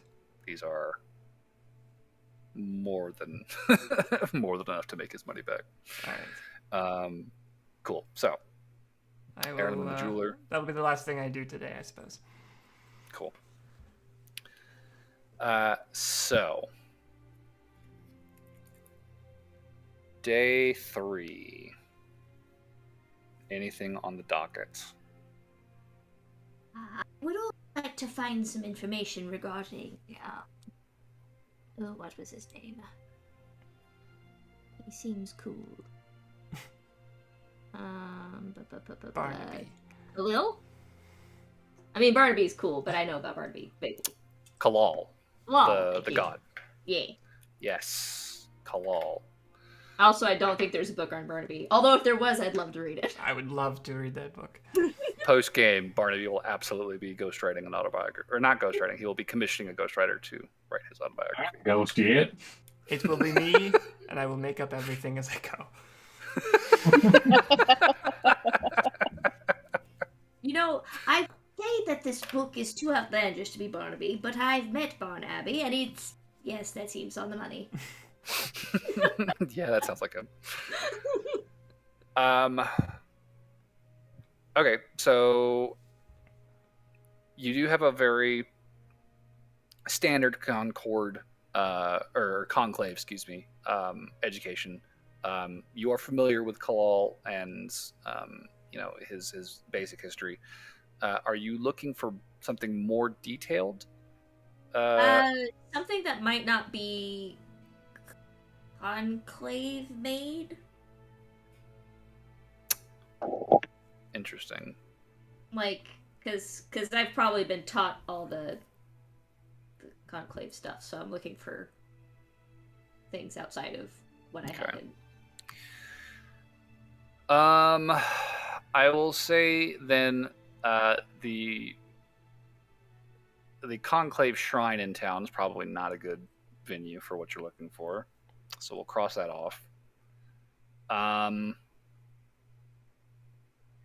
You know that there are some elven youths who worship Kur here. It would not be a stretch to suppose there could be other small independent groups who are committed to the new pantheon. I feel like I asked the teenagers who worship Kur about if there are any others that do Kalal, because like you know how it's the goth kids hate the prep kids. I feel like it'd be like that kind of. Hey, where those fucking Kalal nerds hang out? It's like, oh yeah, those guys are fucking bogus. They're so fake. God, fucking posers. Sure, yeah. It's probably a bit of a conversation to kind of get the exact readout, because mostly they're just kind of bagging on him. I'll do it over a rousing game of 3-card Arthur Dragon. Sure, yeah. They could take more of my money. They maintain a small shrine on the far east side of town. And making your way over there, it is actually not terribly far off of the mark for a conclave shrine. It's pretty reminiscent of the one you've seen in Helmfirth, the one that you saw here, both of which were committed to Alice. This one, however, is pretty much constructed entirely of like natural wood. It's like almost like a log cabin shrine, if that makes sense. It's like It could be proud. it's like unshorn trees, like bark still on them, like the trunks. Very simple construction for the sort of postings and covering for the shrine, and inside, central to this sort of open air space, there is a tall, very simple stone statue. It almost looks like an enormous like river stone. It's just this huge smoothed surface, like gray speckled like rock, and very subtly carved out of it, there is this semblance of a face and robes, and a sword clutched in hands. The expression is sort of like bent head, sort of pensive. There's etchings in the hair that kind of hint at almost like a laurel wreath sort of decoration. It's not super far off the mark from what you've seen of depictions of Kalal. It's just a lot more bare bones, and a lot more simplified. But yeah, you find this this shrine, and there are a couple of elven women currently in attendance, and they are both sort of seated, quiet meditation in front of the statue. I will join them in their quiet contemplation, and try and like do the because I don't want to interrupt, but I would like to talk to them whenever they have a moment. And as you sit down, the one next to you will sort of nod their head in your direction. Manan, brother, as you take a seat. And after a couple more moments, they'll sort of crack an eye, see that you're still just sort of sitting quietly. This before. Something about the way. No. What brings you to our shrine? to It's not pay often we get conclave over here. which is a right shame.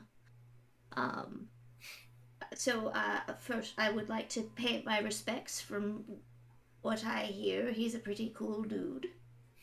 Um,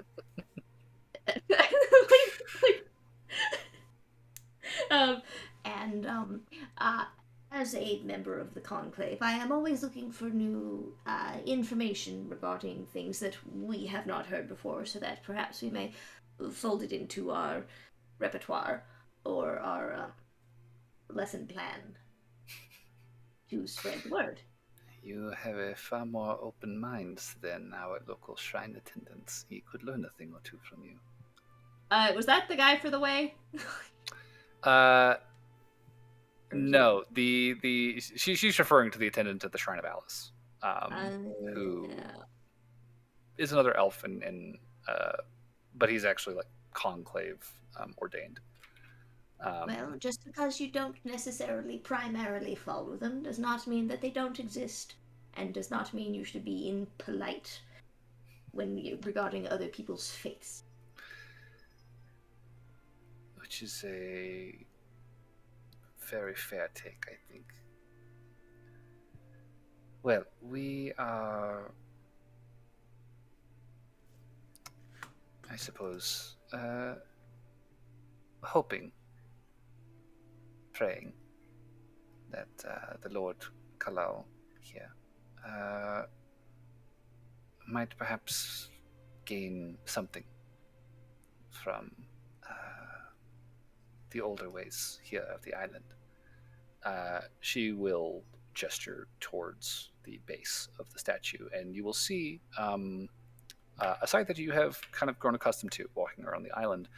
There is sort of a customary array of Fey offerings set out. There's a dish of fresh milk.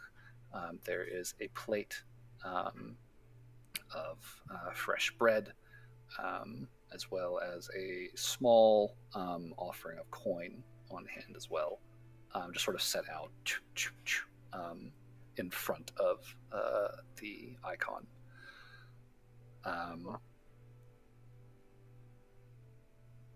She will continue. It is our hope, perhaps, that the Lord Koral can draw some manner of strength from the world here, the old world, just as we draw on it for protection and solace from the greater dangers of the world outside our island.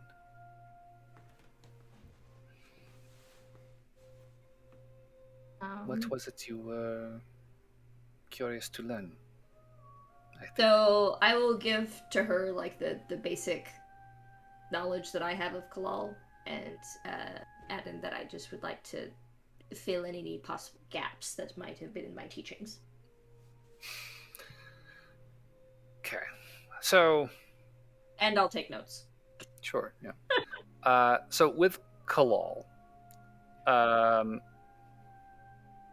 it's widely understood from anyone with even like a remotely like religious background. Kalal was the first god conjuncted with Vergos. Back when Illyria was young and still establishing itself in this world, there was an incursion, the first incursion, and Illyria, being young, was somewhat defenseless. They were very nearly wiped out in those early days, but it was thanks to Kalal's intervention that they survived, that the fiends were driven back and held at bay from further encroachment. Kalal helped to organize the conclave, or at least the first temple of the conclave. At the time, it was really just the temple of Kalal. And it was his suggestion, really, to actually perform a planar conjunction uh, between this new world and his own plane of existence. And it was at his suggestion that further conjunctions were performed over the course of the following centuries with new gods as they were found and deemed trustworthy and willing to pitch in to the defense of this world and ensuring its survival and its success as a safe haven for others. From that point on, he was sort of the de facto lead for the growing pantheon. He was there first, and while he was not the sort to sort of flex on anyone, he was definitely not the kind to back down. Conclave teachings depict him as being a stalwart champion of justice, defender of the weak, advocate for equality and prosperity for all. Just an all-around swell fucking guy. Like, you could not have asked for a better guy to get started. His only real flaw is his general youth, and that's just a general fact of many of the gods of the new pantheon. They are, for the most part, young gods, quote unquote. But that was never really a conversation that you got involved with. That's kind of an upper level discussion. Talking, what does it mean to be, a young eternal? Is that even a thing? Like, what do they mean by that? Beyond that, he is, in a lot of ways, just kind of the religious basis for Virgos and for the Conclave. So a lot of what is taught and what is advocated comes from him ultimately. And there are obviously, disagreements. Different gods have different opinions, and the clergy of, say, Kur have their own takes on how things are to be run. The clergy of Oster, have a much more hands-off sort of philosophy towards their place in the world. But most of the conclave, most of the core sort of conclave operations and temples, they all have a touch of Kalal's influence. Over the course of this conversation, I think this would probably be echoed back to you, although in a more personal, less academic sort of way. What you learn from these faithful here, they offer daily prayers. They take time out of every day to sit and attempt to commune with him. It is not very often that they have received any sort of communication back. From your time with the Conclave, in general, that's kind of a rare thing for just anybody to be in communication with any of the gods. Generally, it is, the upper level high priests and cardinals of the Conclave who have that sort of direct connection, that sort of channel of communication.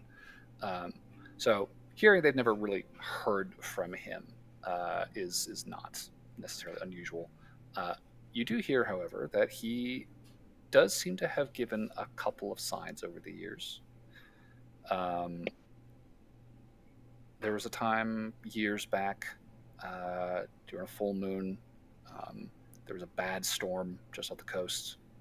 They had come out to pray for the safety of the ships making passage along the coast under that storm, and within an hour of them coming to the shrine and taking their seat, the storm was cleared. They do believe that that was his doing.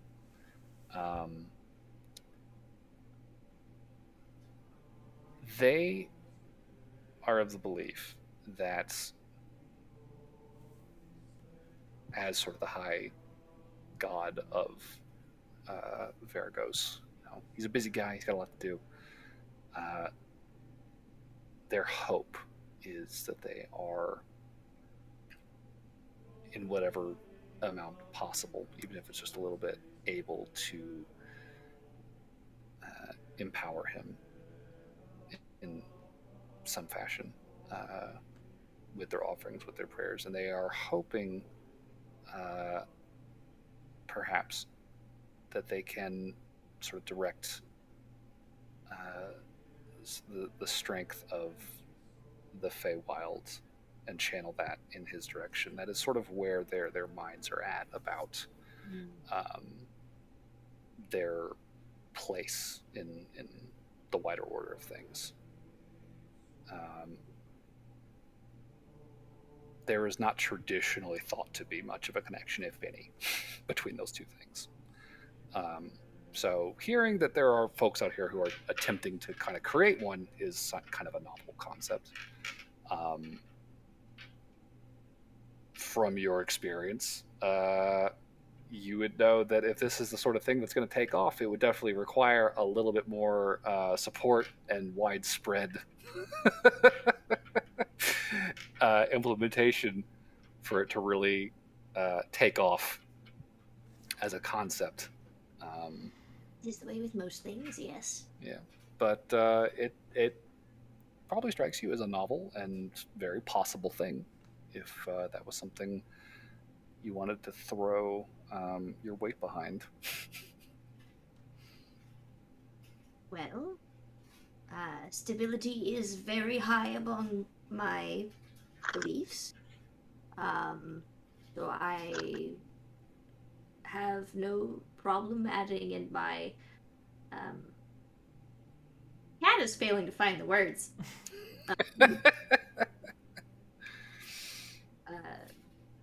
Some energy into adding to your prayers. And then he'll kind of talk about Stark for like, a hot minute there. This is not a spirit we are familiar with. I'm curious. Yeah, so he kind of explains the basics and Sure. Yeah, because again,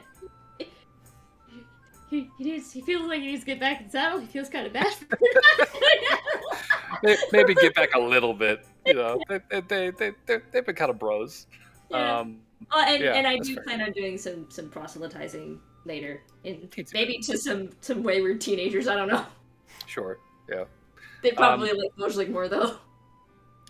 Yeah. I guess I think the most interesting thing that you come away from this conversation knowing is that they would be interested to see more widespread effort in this particular direction. They think that there's good potential there, that they could actually really do some good and empower Kalal that way. So if that's something that you are interested in, Perhaps I could share it with other temples of Kalal on my travels. Well, if you are indeed ordained by the conclave, if you could even perhaps start shrines of your own in places you travel to. Do I have that kind of authority? It's not something you've ever necessarily been trained to do, but they don't level fucking 1. know. They're not conclave.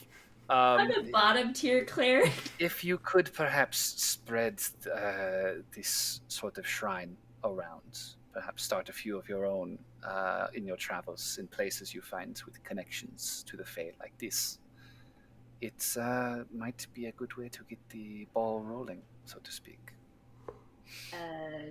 He's making notes. Sure. Okay. So yeah, that is what you would glean from them. Okay.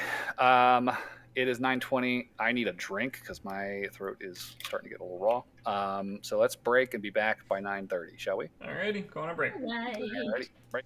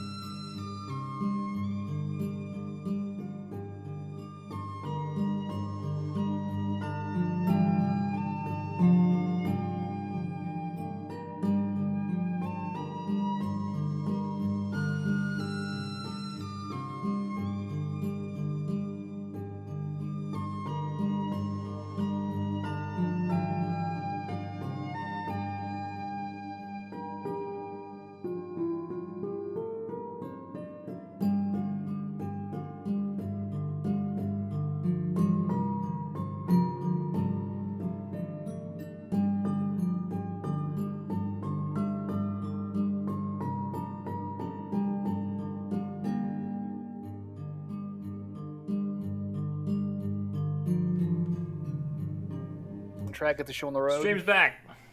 Stream's back. All right. Hey, stream. So, tattoos acquired, boots commissioned. Oh, did you show off Shrine. your tattoos after you got them? Do what? Did the two tattoo bearers show off their tattoos after they got them?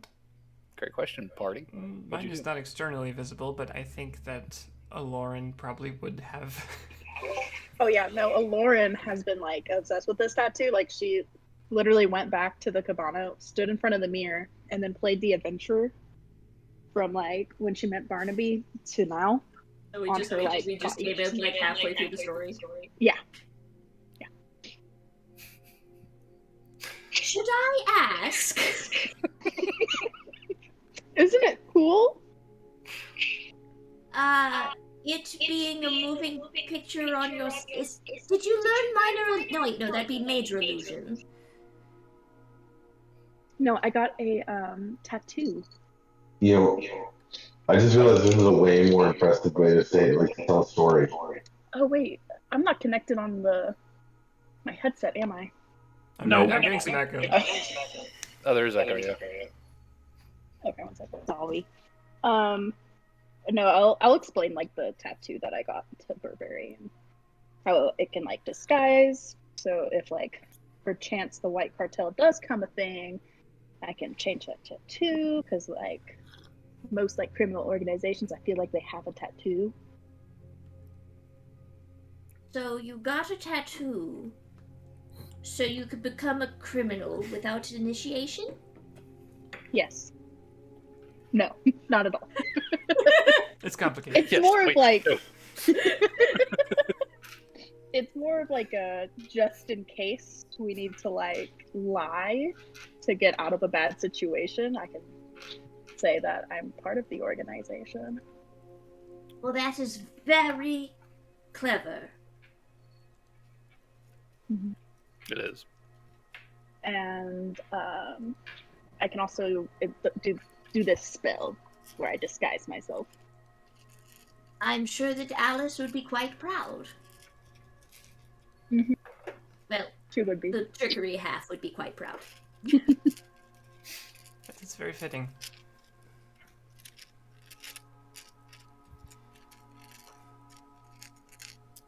So, the day passes. The 43rd starts. It is Wait, now. real quick. Since Burberry was asking about the tattoo, I'll also do what I did to Noel, and I'll put "I love Gerald" on my face and show it to him. Oh boy. While I admire your devotion to your bow, I think that would quite freak him out. Oh, I'm 100% going to do this to him. Are you going to do that after seeing him after a long time? Or Oh, is the this first like a... time he sees me, it will be with this on my face. Just to freak him out. Wouldn't you worry he might think you're being a bit stalkerish? No, because afterwards he'll like freak out and I'll laugh about it and then I'll put this like back on my tattoo. Like regular. Oh, okay, just make sure that during that brief moment between having a tattoo all over your face and not having a tattoo all over your face, that he doesn't run away. Because I'm fairly sure he can get away. Well, I guess technically... That's what he John's could turn for. into- I can just have John hold him down. Maybe I'll use my spell entangle and I'll entangle him in vines and then he can't run from me. This is getting more Which might make it stalkery. even a bit more crazy. Oh no. Normally, I'm not one to encourage drama and trickery, but this is too good. Well, in that case, Oh, please what the make hell? sure to let Noelle come along whenever you do this, so that she can write a very rousing bar poem about Of- it. The time. We could give him one of those calm emotion candies just ahead of time, just to make sure things don't get too crazy. But then he might like it. Would that be the He worst thing better in the not world? like it. I think so. I don't want to keep that on my face. Oh no. The prank would have gotten turned around on you, I suppose, at that point. I really would have. I am I'm still doing a it. little concerned. But best of luck. Make sure to bring Apology chocolates or something. Well, I think I sent him a fish on my last letter to remind him of myself. Wait, So, you sent him a fish? yeah, I don't remember doing it, to be fair. Wouldn't but- it have rotted between when you sent it and when it arrived? It was a joke, I think. I don't know. I don't remember the night. I don't even remember that letter, but he said the fish was funny. I'm glad he enjoyed it. So he'll be fine. See, he's got a little good face sense of tattoo, no humor. biggie. No biggie. I mean this in the most loving capacity, Lauren. But if we're ever separated for a long period of time, please do not send me a fish. I don't like you like that, Burberry. She's gonna like cross her fingers and put them behind her back, be like, "Of course, Burberry. I'll never do such a thing." Insight Burberry, check. inside check. I'll be really honest though when I say I'm it. so glad that you understand. Oof. Oh, that's a bad roll. Okay. So it is now the 43rd of the month. What are we doing? I will Did a find. guy come and tell us about a boat? He hasn't mentioned it yet. There's supposed to be a guy. Today, Oh, around mid-morning. okay. I was gonna do something in the morning before this. Specifically, I Okay, would like to yeah. find Burberry before they get their day going. Sure. Where is Without Bur? it. Is there like a tent? How's this? Yeah, there's a tent in the cabana. There's always a tent in the cabana. All right, I will knock on the flap. Burberry, are you awake yet? Oh, Do you need 10 minutes? Yes, thank you. All I right. really appreciate it. I will step away for 10 minutes. Are you ready yet? 100%. Good morning, Noel. Good morning. Good morning. Do you exit the tent? Are you available? Yeah, no, that's me out. Come on. Oh, I see. Okay. Good morning. The hat gets knocked back. Say the words. Burberry, before we get going with our day today, I wanted to give you a gift that I procured yesterday. Here, I'll produce a small, just like a little, probably black box with a little ribbon, little red ribbon. Presents. I think you'll like this one. Noel, I mean this in the nicest way, Mm-hmm. but is revenge gifting a thing? If I got you something, would you consider it a revenge gift? Oh, no, I don't think so. A Excellent. revenge? It's a backseat thing. Burberry pauses halfway between speaking and opening the box. He goes, "You should not expect a return gift in the next couple of days."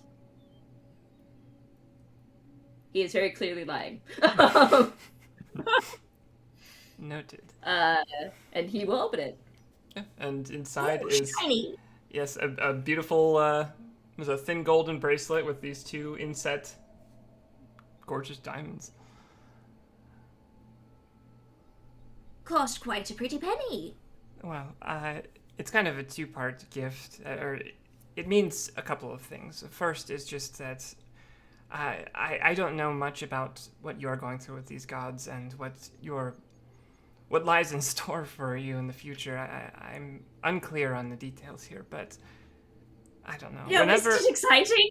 Whenever I am stressed about something, sometimes it's nice to just have. It's nice when someone does something nice for you. to just help take your mind off bad stuff.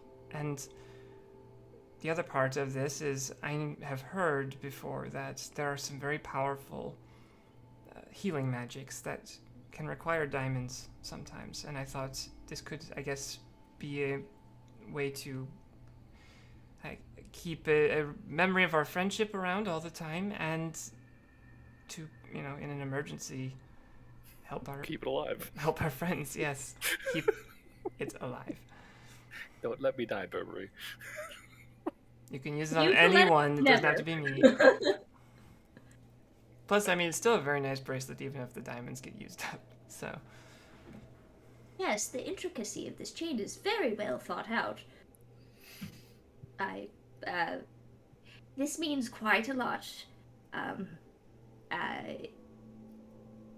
It's not often that I find myself failing for words. Wow. How novel. But thank you very much, Noel. This is absolutely beautiful, and I love it. I am glad you like it, and I hope that I hope that it brings you good feelings whenever you look at it. Most definitely. On a completely unrelated note, what's your favorite color? I guess kind of a deep red, as you maybe could tell. Well, just because the color is what one wears doesn't mean it's necessarily the favorite, so I thought I would ask and hedge my bets first. Unfortunately, my answer is not super interesting, but I just always like the colors, so there's my answer. This isn't for some kind of gift, though, right? Of course not. This. Well, I look forward to it. Thank you very much. Ooh, it's so shiny. Well, Burberry, you can mark in that little 2 diamond bracelet. Worth 300 gold pieces, if needed. Yes. I will have things to do today. Okay. But And now a man arrives at the door to tell us. Yes, we'll say while you guys are having breakfast, one of the attendants at the resort will come find you guys and let you know.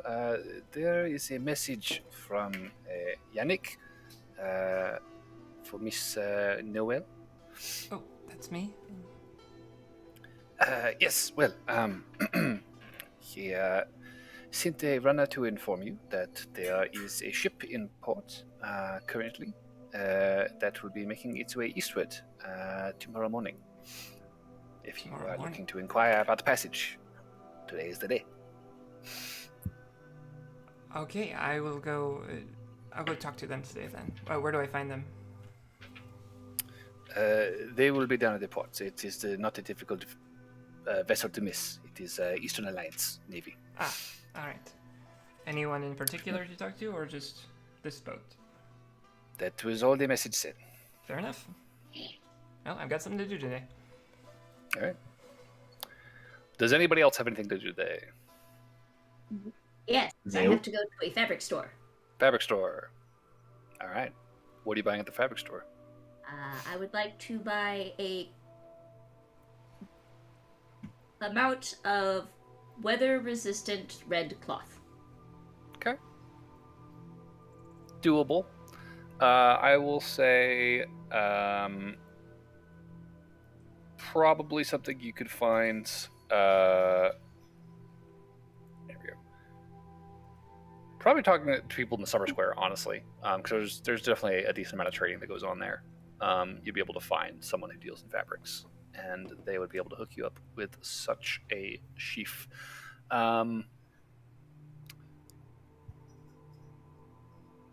How many square yards would you say this project will require? Enough to make a traveling cloak and hat. Okay. We'll say 2 square yards. That'll be 1 gold piece. I would also like to buy some silver and white thread. Silver and white thread. not hard to do. Say that's like 5 silver for like, if you want actual silver thread or just like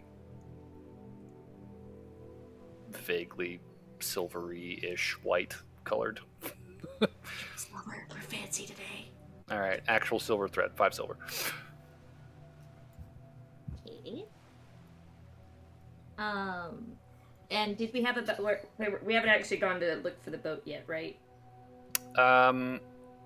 Not technically. We could say you broke off from Noel, or we could say that you went before.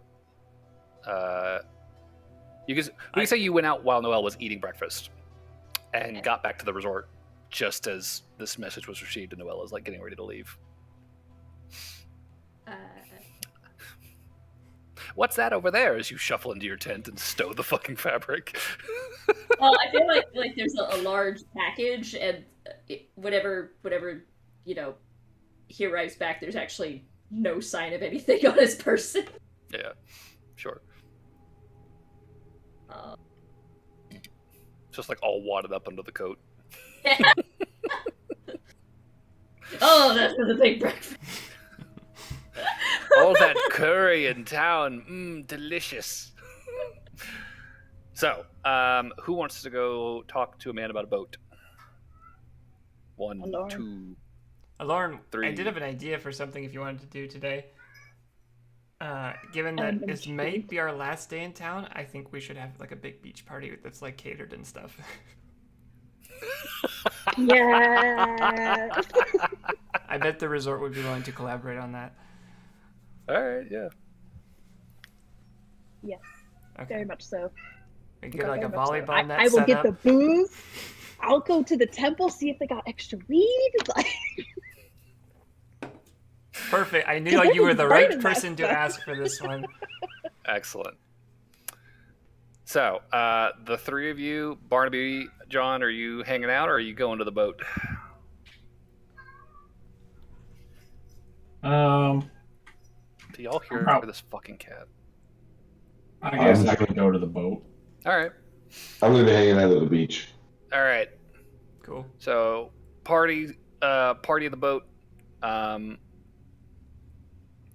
We'll say, 1 sec on that. The ship, as you approach, flying the red and white banners of the Eastern Alliance. You've seen these around Freeport.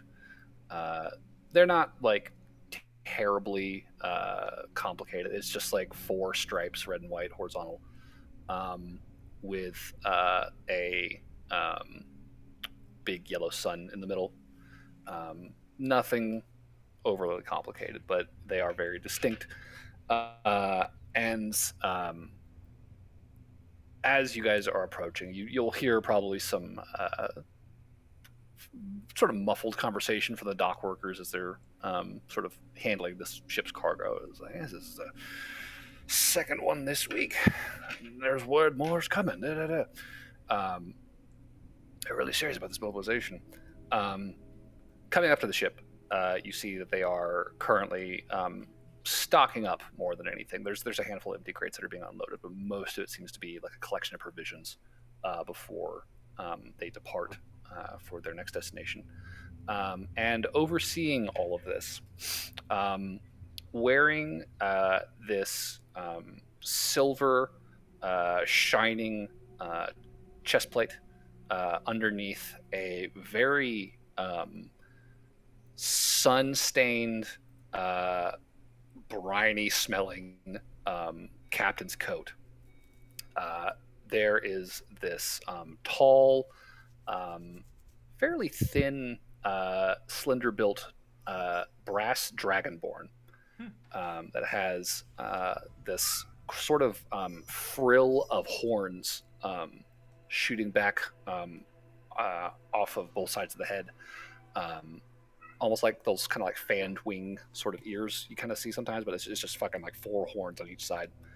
And on top of that, he's got this jaunty little cap. It's a little bit undersized just so that it fits without really interfering with the horns too much. So he's got this little tricorner that just kind of like sits on top.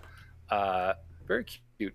And he seems to be the man in charge, overseeing this whole operation here. And as you approach, he will turn to greet you. He's like, Captain Tethane Braxane of the Medora, what can I do for you folk? Can you type that in chat, please? Tathane Baxane. Tathane Baxane. I spell everything wrong. That's not in chat. I usually just wing it. Yeah. I found out I was spelling Gerald Of wrong. the for, Medora? like, a month. The Medora, yeah.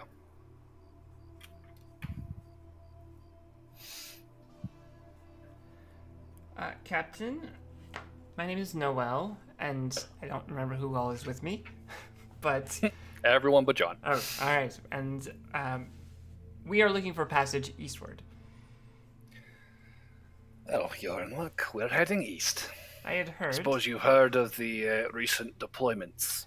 That I did not know about. Well, I heard that it was happening, but I don't understand what's going on. Training exercise. We're sending most of the fleet out past Torlane, excuse me, off towards the edge of the Emerald Sea. I expect we'll be doing some drills for the next few weeks, but I imagine we might be able to make a stop or two before that if you're in need of passage. Where are you headed? Ultimately, we're trying to get to Landor. Indoor. Right. Is there... It's not too far out of the way. Would you be able to take us directly there, or would we have to stop somewhere before arriving? Well, most ships heading that direction will make port in mooring on Montibon before heading to their assigned posting. But that's not exactly out of the way. It's pretty central. So we'll probably spend the night in the port there, do some reshuffling of supplies as needed with some sister ships. I imagine we'll have new orders once we land. Mm-hmm. If need be, you might be able to catch another ship to Landor specifically, if we are to be deployed further north.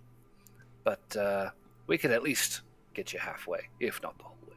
And do you know how long of a trip it would be, I guess, to this port and then onward to Landor, generally? Well, let me check my sheet.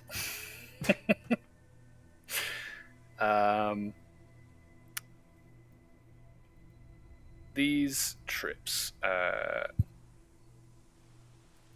getting to mooring is usually not terrible, on account of currents not being too difficult to navigate. Where the fuck is it? Handouts, here we go. The trip to Landor, however, is a little bit nastier just because you have to get around Daggermore, which is fun. From here to mooring is about 5 days. And then from mooring to Holborn in Landor is another 4. Although it's going to be a choppy 4. Mooring to Hodor is 4 days. Okay. So it's about a week then, probably? Give or take. Accounting for weather. Of course. And what would it run us? Me and it would actually be 5 of us total to join you. Well, take it to mooring. Say at least 5 silver pieces apiece. 5 silver. Does that line up with our previous price, or is that more expensive? It's a little pricier just because it's a longer trip. But it's not exorbitantly more expensive, no. Okay. That sounds agreeable. I love your hat, by the way. Thank you. Had it custom made. The horns kept getting in the way. Not about to file him down, but Yeah. Captain needs something to know Yeah. his station, I think. I love it. Absolutely love it. You're stroking his ego. It's a bad idea. You hear this voice behind you, and there's this human woman, shaved head with this very, very long rifle slung over her shoulder. Oh, Barnaby. First mate. What? You found another She knows person how who to shares handle your hobby. a gun. Oh, She will extend a hand to you guys. Rebecca Sevilla, first mate. So, should I take this to mean that you'll be joining us tomorrow morning? Probably. How early? Yeah. How up early do we need to get up? Sunrise. Yeah, I should have expected that. What's her? Sublub? Rebecca Sevilla. Sevilla.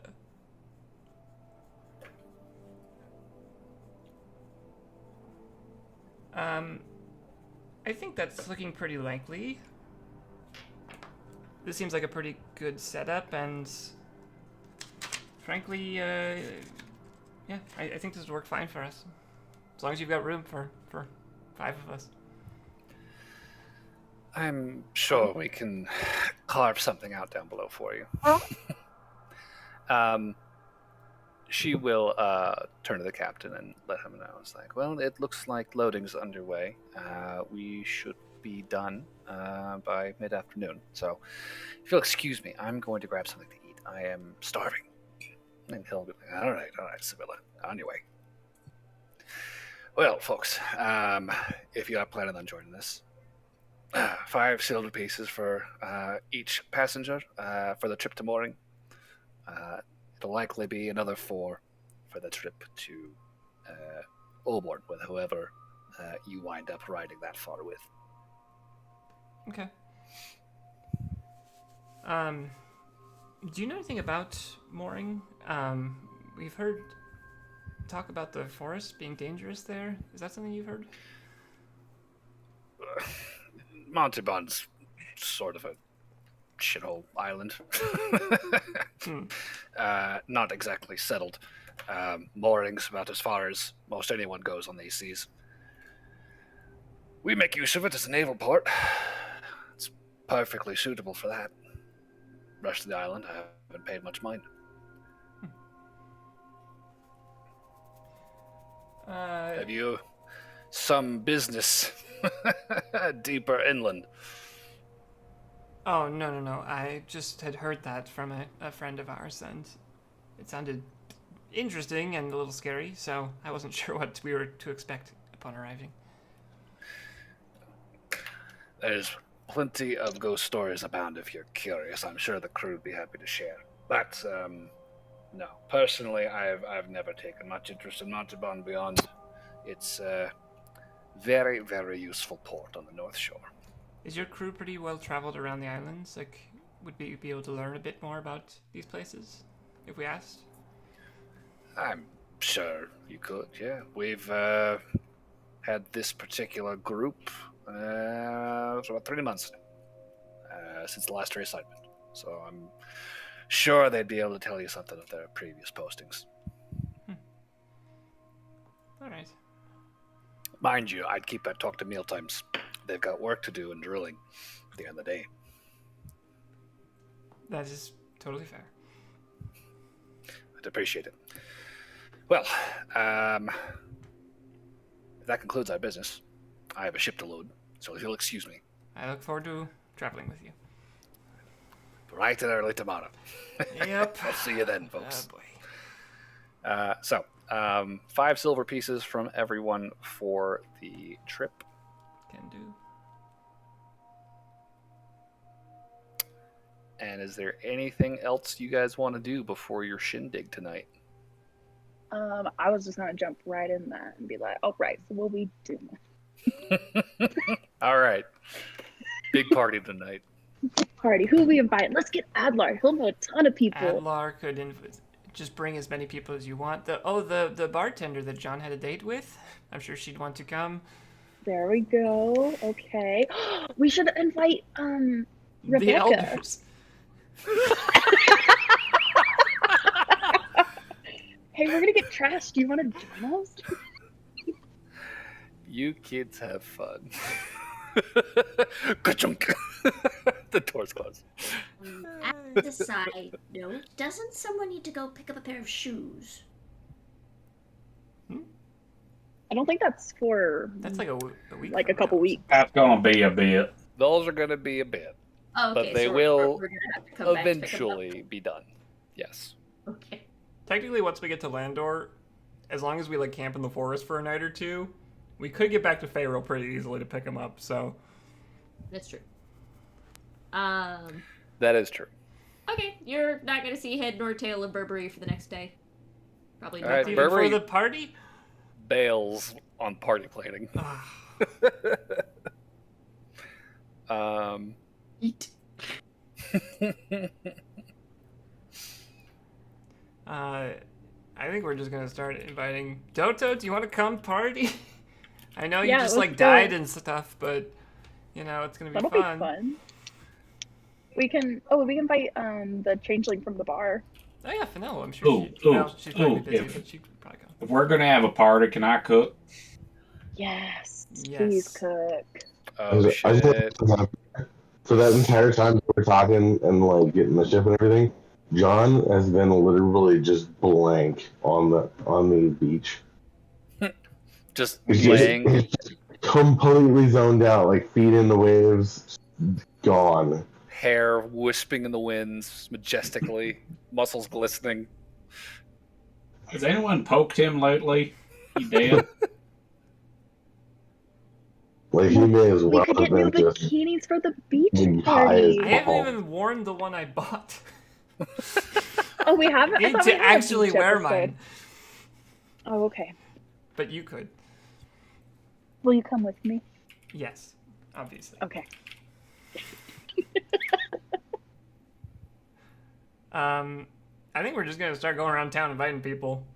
Probably stop by. I was gonna say I'm gonna write a very, very formal-looking party invitation to give to the elders. You're cordially invited to a beach gathering hosted by the Oh. community. We should probably talk to the owner of the resort first. I'm sure he'd be down, but sure. I'm sure he would be too, but Okay. just in case. So you approach Dornan, Sure. Sunshock, concierge Dornan, of the North Shore Gardens. concierge. of What North can Shore. I do for you, Miss Noel? So we're leaving tomorrow. We appreciate you extending our stay until today. And we wanted to kind of go out with a bang. So we are going to host a party on the beach, if that's all right. I have no problem with this. No. Are you asking if people are welcome in the resort? They always welcome. Well, it's more. I think we're just going to be inviting a bunch of our friends from the city. If is it okay if people who are not staying here are, hanging It out is for the night? perfectly fine. The beach is the beach. It does I not didn't belong know to if you me. owned the property Uh, or if it was like. No. The owner lives on Ture. She No, I she mean, is. never mind. But We do not administer the beach. The beach is the island. also, I know our friend Barnaby has said he's been interested in cooking for it, but I think it might also be good to have some like catering out there. Would Now how that much would that is a cost question I can help you with. to get that set up? Because if it's too much, I'm not going to do it. But Well, well, it is a question of how many people are we trying to feed. I'll get back to you in 5 hours when I walk around town and talk to people. Okay, if we're catering, I need to know now. All right, we'll say So I that can get the we kitchens already going. went around town. I guess I don't know That's how you want fine. to do this. What? Okay, just rough guess. How many people do you think are coming? I mean, we've only mentioned like 5, but bring as many people as you want is what we're kind of saying to those people. Who We told do- Adlar to invite people, and I feel like Adlar. Oh is a yeah, very we told her. thoughtful person. I'll invite the lady who lost her tools. Sure, we met her. Yeah, she was nice. Yeah, she was cool. Okay, so we'll say food for 30, right? Yeah, As alright, that's a fair- rough a rough guess. Just invite a bunch of teenagers. Enough food to feed 30 people for the night. I will say we could probably put together decent catering for 30 gold pieces. Right? 30 gold.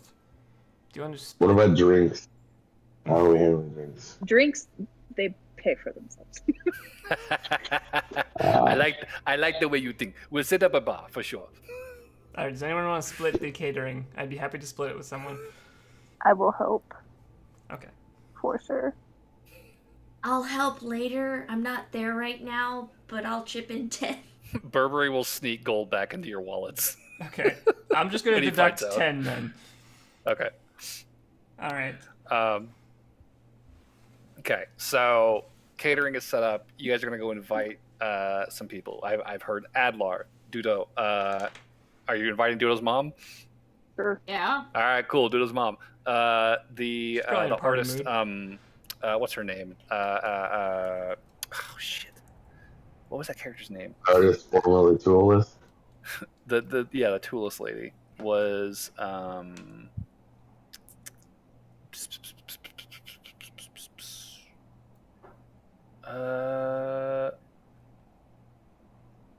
it wasn't Adrian. Was it? I think it's important. Sorry, I Whatever. don't have a name. The artist 4. Boom. The elders 7. Fennel. Fennel 8. Riley the bartender. Bartender. 9.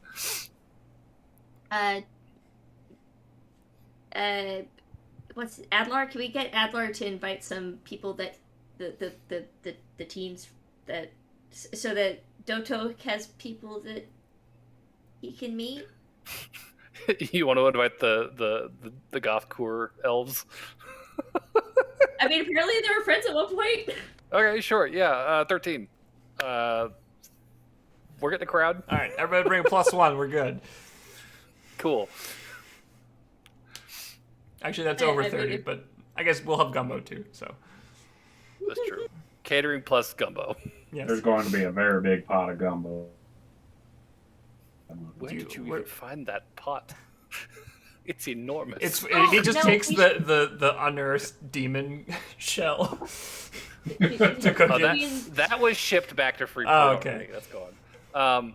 I don't know. Did we You invite took like a Dornan? bathtub or something and started cooking Did in we that. invite Dornan? Did we want to invite Dornan? Dornan? Oh, the mine owner? We should invite the miners. They're The not going miners to were make really it in cool. time. That's true. Not unless you cast sending. I can't do that in front of Lauren. I have a sending stone now. Thank you very much. Nah, just message Burberry and ask him to do it. I can't cast it to even message. No, message. Oh, I don't have message. Oh. Right. Okay, that's our invitee list. Okay. And then I think the rest of the day is just gonna be like, I want to get a volleyball net set up. I don't know. That sounds fun. Okay. Sure. Yeah. I'm sure I'm Dornan I'm has sure one in some kind of shed. We not- never use it, but not yeah, Dornan. sure. We've got Wait, who's the resort guy? Duran or Doto? damn it, what is his name? Doto? Oh, God damn it, I can't remember anybody's name. Botan. Boaton. Yeah, Boaton. Yes. Botan Sunshock. Boaton, you have like a volleyball net we could set up, right? God, we haven't had that thing out in a decade. Nobody uses this thing. Nobody But comes to tonight our we resort to play will. volleyball. They come to be pampered, not to exert themselves. So volleyball net set up on the beach. Food set out on tables. A bar set up underneath one of the larger sort of palm thatched pagoda gazebo situations out there on the beach. John's gonna wake up Barnaby. and a party will have spawned around him. Yeah, John has been like comatose, horribly sunburned out in the water up to his ankles There are all some day. decorations on him. It'll be John fine. does not sunburn. Oh John yeah, just gets more tan. home, you have been out under the sun all day. You are a little pink. He put his suntan oil on. Is that all he's been doing? Is that what he's doing? He's tanning? Yeah, that's what he's been doing. It's just tanning all day. You have encountered one man walking around with like a magical metal detector and a punch. He's like, "You're gonna get yourself some wicked leather skin by the time you're 30, boy. Be careful." He'll keep walking. Does this man have like really brown wrinkled skin? Oh yeah. Oh John yeah. just like shows him his proprietary suntan oil that guarantees lifelong perfect skin. Damn. Snake oil. Keeps walking. But yeah. So you guys are getting this party set up. Lauren went and bought a new swimsuit. Oh yeah, what did you get? I don't know. Oh. It's just new. It's pretty. This one's It's pink. blue. This one's pink. Oh, Pink. good choice. Okay. We got a pink one. And it's strappy, of course, because that's all she wears is strappy stuff. Sure. You got your tats on full display? Yeah. And it's back to the bear and the bow. Okay. It's not a full body. So, It's her tattoos in the shape of a swimsuit. this music feels a little Now mellow. this is a party. Yo, that's I feel like we have a great orchestrated idea. the one situation where that first Feyreal music would actually have been appropriate.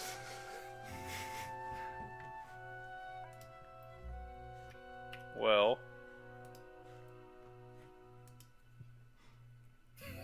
I have something better. Oh, good. The party playlist. Could it be that music that plays like for the background of every anime montage ever? This is some party music. 1 hour royalty-free tropical beach party music. We need a magic DJ. Go nuts. There's no way I can play that on the stream. That is gonna get the VOD muted if I play that shit. Is it really? I'm sure it would. That's too bad. Alright, well, we'll just play the original Caribbean music.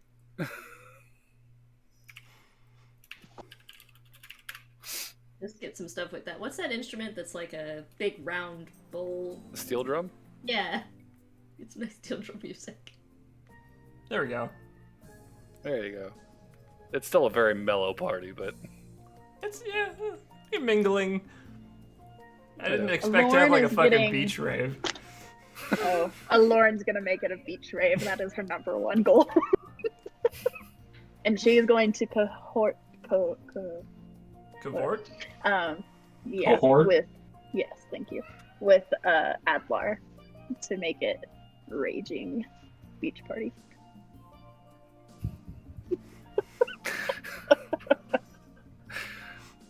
I'm gonna be like, Adlar, it's a little like chill, right? We need to like bump it up, right? yeah, I'll go talk to the bods. We need to pump this shit up. All right, let's go. Here. I got a new song. Alright. Oh, I definitely can't play that one. God, shocking.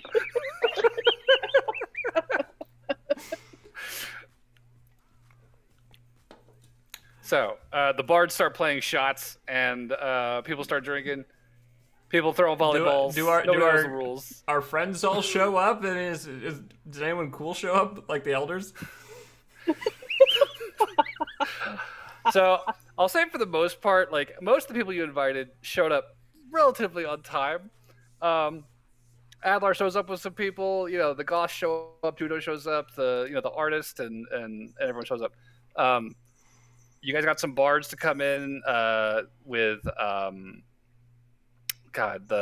barkeeper. What's her name? The changeling lady. Pinel. Shit. Fennel, thank you. Alord and Adlar set up this very different playlist. And about 5 minutes later, the elders will walk up. You'll see them just like at the edge of the beach party as everyone's throwing them back. Adlar fucking waves to his dad, and they all give a small wave and turn around and walk away. Wait, Noelle's gonna try and intercept.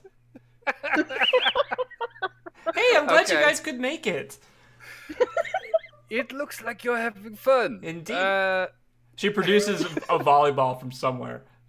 Do you want to play? Roll a persuasion check. I don't think those last elders be the fun elder. Well, I rolled a nat 1, but the lowest I can go is 21. 21. The elders look at the fucking bards going nuts on their fucking instruments. They look at the bar where everyone is crowded, throwing shots back. They look at you, and they look at each other. And then we smash cut to the volleyball court. Yes. As the elders, shirtless, fucking slow motion, flies through the air and spikes the ball down in front of you. Noel, give me a dexterity saving throw. Oh, shit. Show me that you can reach the ball. That's not the worst. John is in on his volleyball game. Yeah, wait, I don't know who's how on this whose game teams? Are we doing? I don't know. Who's there? John is in on his volleyball game. John's on this volleyball game. Lauren's I'll- on this You, volleyball game. you can feel the heat radiating off him from the entire day. Oh, damn, I got a 20 on that dex save total. 20. Okay, all right.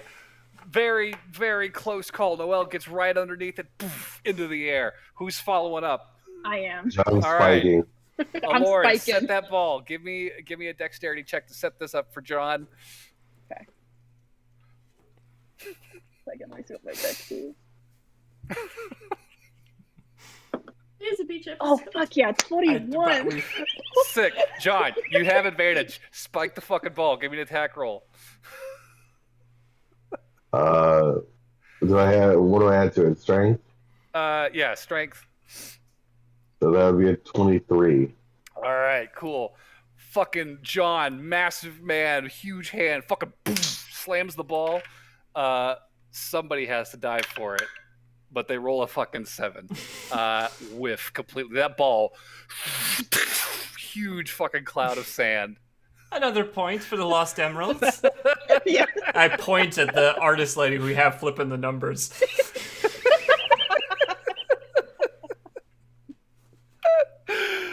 Oh god, yeah. I think you guys probably have a very handy advantage over the elders. These are not, athletic people. These are village leaders, politicians. Question is, like, everyone at the party watching this? Because I feel like they are. It's I mean, the it's like the 3 hottest people playing volleyball in their swimsuits. To be fair, the elders, they're elves, so they don't really look old. They're just 400 whatever. That's true. So everyone right now looks fucking great. They sure play like it.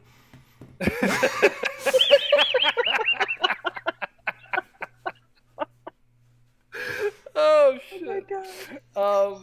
Yeah. I think your audience is probably pretty invested at this point with the very early round of shots Lauren and the Adler organized. I will say the Goths are probably kind of hanging back, more just kind of making little jokes to themselves and occasionally laughing as somebody whiffs another one of John's spikes. But I mean, you do have the party's attention with this game for sure. Awesome. So you guys fucking I'll take- smear the elders in a rousing game of volleyball. I'll take bets on who's gonna whiff next. You're sitting with them. Nice. This is the point where Burberry emerges like, oh goodness. Sits down next to the Hey, goth I'm and they glad you start could make it, fucking Burberry.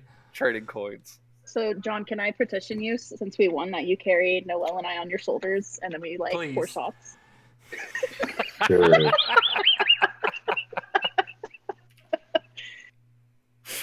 Oh, and I do try to get Duto in with the goth kids. Oh yeah, no, he's sitting there with Adlar too. They're just fucking cutting up and laughing as they watch his dad fucking just face plant trying to fucking grab these spikes. It's a scene for sure. I will say the Edlers are definitely not going to stick around super long. They caved to your request, Noel, and after their humiliating defeat, they are definitely going to clean themselves up, bid everyone a fond evening, and limp their way back to Gladam. Does this mean we run the island now? We defeated them. I don't think that's how it works, but You don't have a I'll tell Dad that you volleyball-based suggested. class system.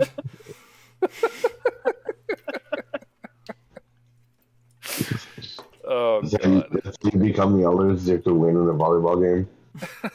Yes. Oh god.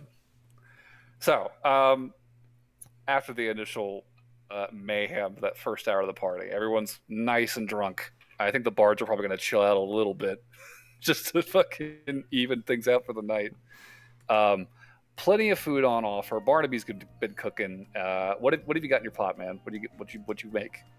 I've got a nice gumbo. It's started out with a good dark roux, got okra, got peppers, got sausage, got chicken, got let's see. Bathtub gumbo. What? You made bathtub gumbo. I did not make bathtub gumbo, I made tub gumbo. There's a very distinct difference. Tubbo gumbo. It Gumbo? is the tub of gumbo. It sounds delicious, Barnaby. Give me a dexterity check. If one of you spike it into my gumbo bowl, I'm gonna be sore. We are taking a We break just add from more volleyball. flavor. Dexterity check or save and throw, you said? Just check, yeah. Just check. We're just making sure we didn't forget anything crucial to the gumbo. That's or an add nat- something. That's an nat 20. Oh, buddy. Wow. Best gumbo this motherfucker's This ever is made. the best one you've made yet. Yeah. That shit's gonna go I think- quick. Oh no, the tub is empty by the time everyone's had their fill. So everyone got hella drunk, hella tired, and hungry off of volleyball, and now fill up on this tub of gumbo. Everyone Definitely- just falls asleep on the beach at the end. Burberry does? There's a good chance people fucking pass out on the beach. Once it starts getting darker, we definitely get a campfire going too. Oh, for sure. We set up an itis area where you can just lay down on a comfortable blanket and just pass out. Oh yeah. I mean, weather's great right now. You know, like Lauren will never go there. never go there. She will never go and lay down. She is just gonna keep partying. Party all night. Yep. Yeah, sure. Till the break of dawn. I think And then she Adlar and Doto will definitely fucking party with you all night. I think the artist will probably take her leave before it gets excruciatingly late. But she will definitely have enjoyed herself. Appreciate the invite. Noah will Wave, probably just make a goodbye point. to the goth kids. I was gonna say, Noah will make a she point to definitely- actually say goodbye to make sure everybody felt like they were, a part of the Yeah, shindig. yeah. I'm sure you guys were probably talking and mingling after the volleyball game too. Yeah. If you guys wanted to have any conversations, you're more than welcome to. But Would like to talk to Bowton and give him my recipe for hangover cure and say, could you make some of these for my friends? Both I'm gonna have a very bad morning. I think we could probably make that happen. So he'll probably put together some hair dog for you. Pass them around. Yeah, anything before you guys turn in for the night? Do you turn in for the night? How does the party transition to morning? What Noelle that does look not like? stay up all night, but she does go to bed too late. 1 to 2 in the morning. Okay. Are you on the beach or are you in the cabana? Probably on the beach. She probably around the campfire just talking to people until 1 in the morning. Okay. So Lauren's game plan. Sorry. Go ahead. Have fun. She's going to party all night and probably just talk with Adlar Mm. and then be like, we're best friends now, and then talk about that tattoo, super sloppy, drunk friend talk.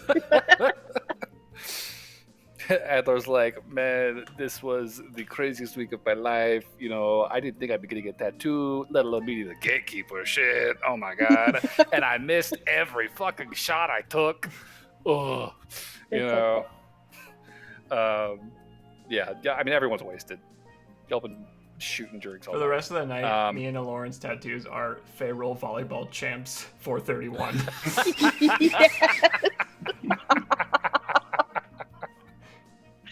Yeah, I agree. Just fucking Prominently rub it in, displayed on the back. Yeah. Excellent. I agree.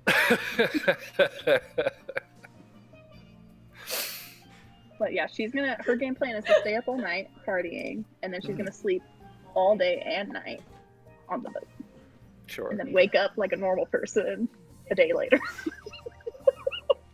I hope Just we don't tie get a attacked. rope around her, throw her in the ocean, so she just like drifts in the water. All right. She's a Triton. She'll be fine. Yeah. Yeah, Just flopping. Tow her. Over the fucking wake of the boat. A big rock to sleep by the waves. John and the barkeeper that he almost got with before, and see if he can convince her to go to a dark, secluded spot together. Oh once shit. he gets later. Oh shit. Everyone's drunk. Give me advantage. Persuasion roll. That is.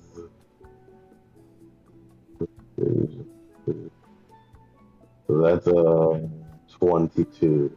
22. Nice. Or no, 21, sorry.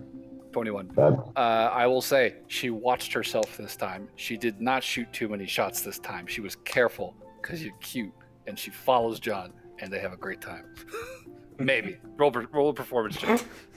Couldn't just leave it at that. No. Oof. Is it with any sort of advantage or disadvantage? Because John is also drunk. Oh, that's a good question. Just She's cancels drunk. out. Yeah. Everyone's drunk. Okay, well, that was a 16. 16? Okay. That's competent. Yeah. Good job, John. She got a 5, so she's not like pulling any crazy tricks, but yeah, John has a great time. So does she. Do you guys like pass out together, or do you like continue the party, go back, get some more drinks? Like, what's the how does the night wrap up for John? I think the night is spent in that secluded location for a good long time, and just kind of pass out in each other's embrace. Oh, cute. All right. John's breaking hearts on every island. She's gonna wake up. He's gonna be fucking gone on a boat. Oh yeah, he's leaving first thing in the fucking morning. Yeah. Fucking sunrise. She's gonna be out because she's not that drunk, but she's drunk. She is not waking up that early. So the evening will wrap up. Alora's the only one who's determined to stay up all night. So Burberry actually does go to bed at a semi-reasonable hour. Okay. But he is gonna drop off the books that he got from the library with Duto and say, hey, I'm afraid I lately forgot to return these. Can I tip you a silver to bring them back tomorrow? To Bring them back to the place that I got them from. Oh yeah, who are you asking? Duto. Oh. Or not Duto. But Dodo. Boatin? Dodo? Yeah, No. not Dudo. no, Boatin. the owner of the place, not Oh, Boatin. Boatin. Thank you. I could have someone take these for sure, of course. All right, yeah, and I'll pay a silver for the service because I just. How very gracious. Thank you. So, the night will wrap up, and whoever is being the responsible one who needs to get the party up before That'll be sunrise. That'll be Barnaby. He didn't drink Barnaby and anything. Burberry. All right, the bees. The bees. The bees, responsible bees. Waking up bright and early, track down the party. You have to probably, work to track John down because he found himself a little secluded spot. But you find him, quietly wake him up, extricate him from the embrace of his lover. You go find Noelle, passed out on the beach. You find Never Lauren. even changed out of her swimsuit. Just Yeah. still like laying on the beach. Like sprawled out near the like close to like the bonfire probably, so it's still warm, Yeah. right? But it's just like smoking embers now, you know. If she's not waking up, John's gonna carry her over to the bonfire and like wrap her in a blanket. Carry her to the boat. I'll pack her things. Okay. And yeah, Aloran is still awake, sitting with Adlar and Dudo, just shooting the shit, sharing drinks. Probably still pretty fucking buzzed, if not like wasted at this point in the night. Nope. The party Sounds gets about right. together, slowly starts grabbing their things, collecting their effects, and make their way to Gladam and the port, where they find the Madura preparing to head out. You see the captain standing there in his jaunty little cap, Captain Baxon. He will give you all a jaunty wave. It's good to see you. I was a little worried you weren't going to make it. We saw your rager across the bay. Just sleep well. I am still awake. Yes and no. Oh, man. Fucking Tenzin. Well, come aboard. Rebecca will show you to your quarters. I want to have a nice little goodbye with Adlar, because he's my friend now. Okay. But I just want that to know that it happened. I was like, goodbye, you a good friend. I will see you soon, and we will party again. We better. This was more fun than I've had in a long time. We fucking bet. You better come back. Don't die out there. Promise. All right. He'll try to offer like the fucking like cool guy fucking like fucking hand clasp thing, but like he's drunk, it's sloppy. You fucking just like bump shoulders and like fucking almost lose your balance. He's like, yeah, all right. Safe travels. Go to bed. He's like, I think that's the right call. And they'll teeter their way home down the street and disappear.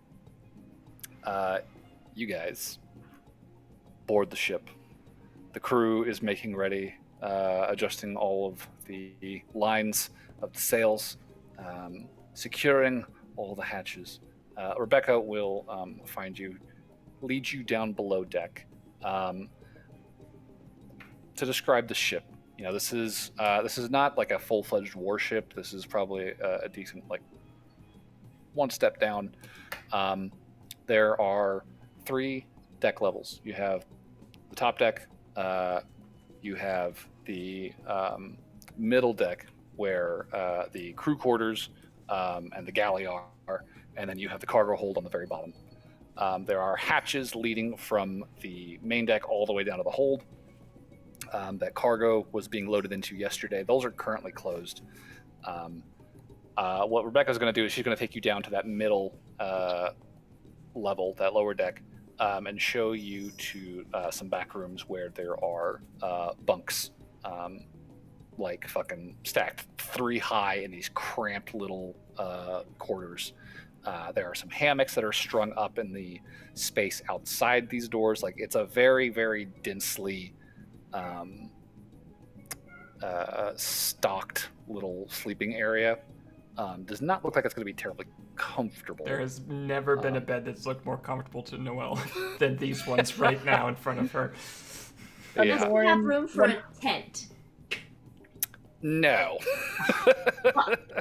This ship is full of cargo, and what is not being used to hold cargo is either holding like hammocks or beds, or the eating area at the front of the ship in the galley.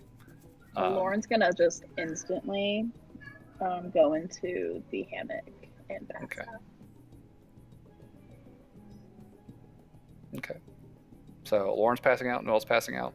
I mean, I was gonna be courteous and finish the tour, but I mean, that'll be the it's not much first of a thing tour. I do. Yeah. Rebecca was just going to show you to your rooms, just because, I mean, they could see your bonfire from across the bay while they were wrapping up for the night. Yeah. They had a feeling. So, yeah, you guys will just be shown to your rooms. Rebecca gives you a very brief rundown. It's very similar to how Captain Arthur's ship worked. It's just, stay out of the way. If you want to help, follow orders. Otherwise, just keep to yourselves. Let the sailors do their jobs. And meals are, at sunup, sundown, and midday. Can I do a quick check for any slod? Would Noel even know to look? Are there any people like vomiting slugs or anything on board? No. Okay. Yeah, no, none of that. Don't worry. So, before long, probably well after Noel and Lauren pass out, however, the ship weighs anchor, pulls away from the port, and begins making their way out of the Bay of Gladam and out to the open seas. So, it is a... It is fitting that we leave on the same music we arrived. Right. It is about a 5-day trip to your first port of call. Is there anything that you guys want to take care of while you're on the ship? I think Lauren, a couple days in, she's gonna ask the captain if she can tie a rope to herself and jump in the ocean and be trailed by the boat. I'm not going to stop you. Dope. She's diving in. If you get lost, that's on you. I've got my silver already. I'll be fine. So I swam 3 months to get to land. I'll be fine. I feel like Burberry just have fun with that. sleep with a mess of blankets on the floor.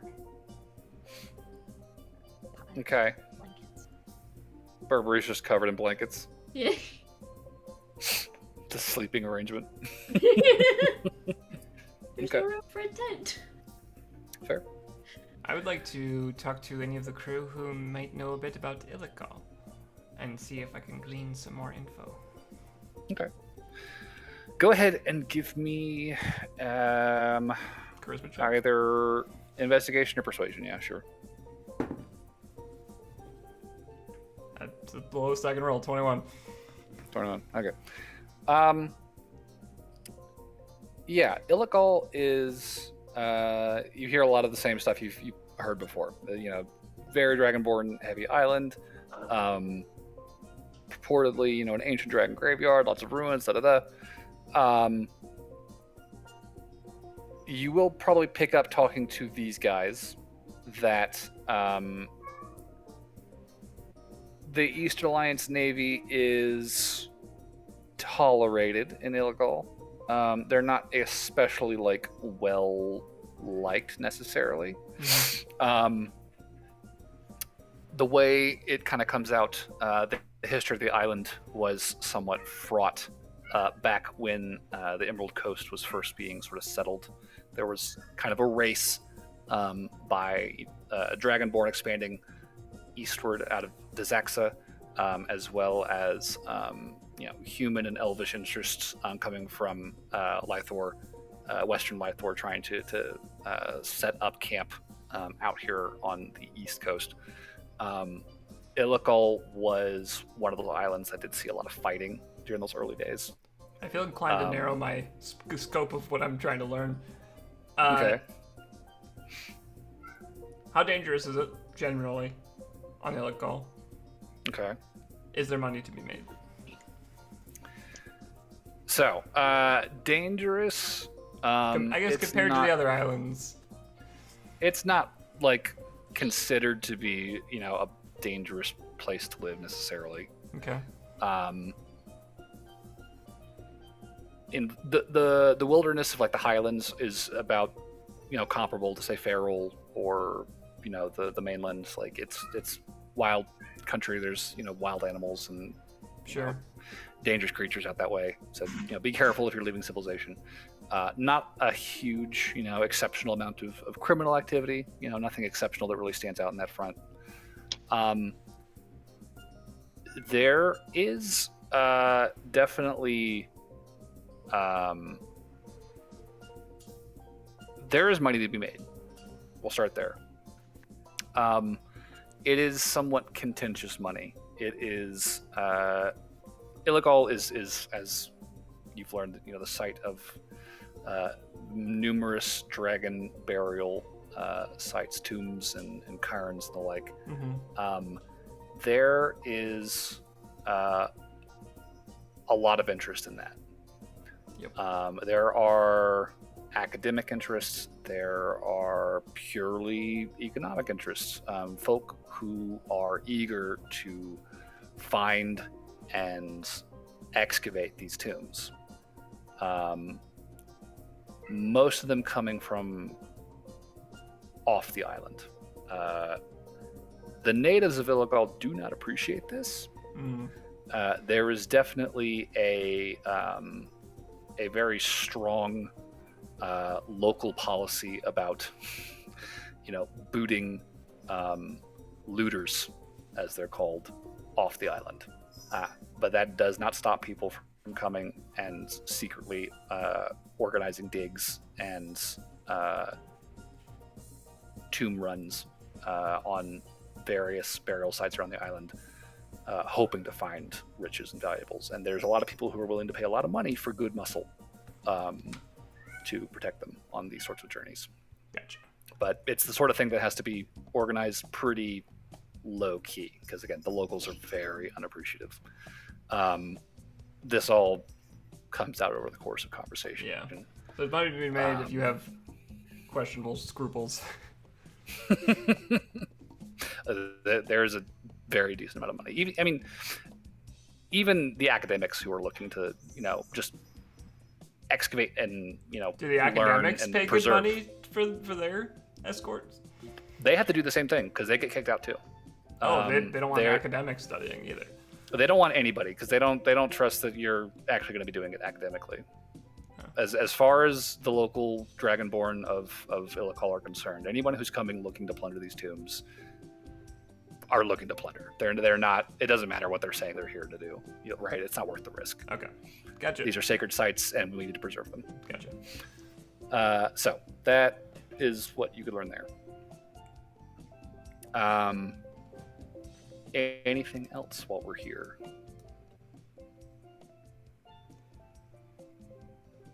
Okay. So. I have one for when we get near port. What's up? I have one for when we get near port, but. Get near port? Mm-hmm. How near? Like a day away? Like whenever we see coastline. Okay. I will say, looking at the map, you would see Toure and Illigal at a distance, for sure. They would be visible to you on your way to Montauban. I would say towards the end of your fourth day, as the sun's starting to set, you can just barely make out a very distant speck of land that the crew would be able to tell you is Montauban. In that case, I'll wait for morning. Okay. Cool. So, that night,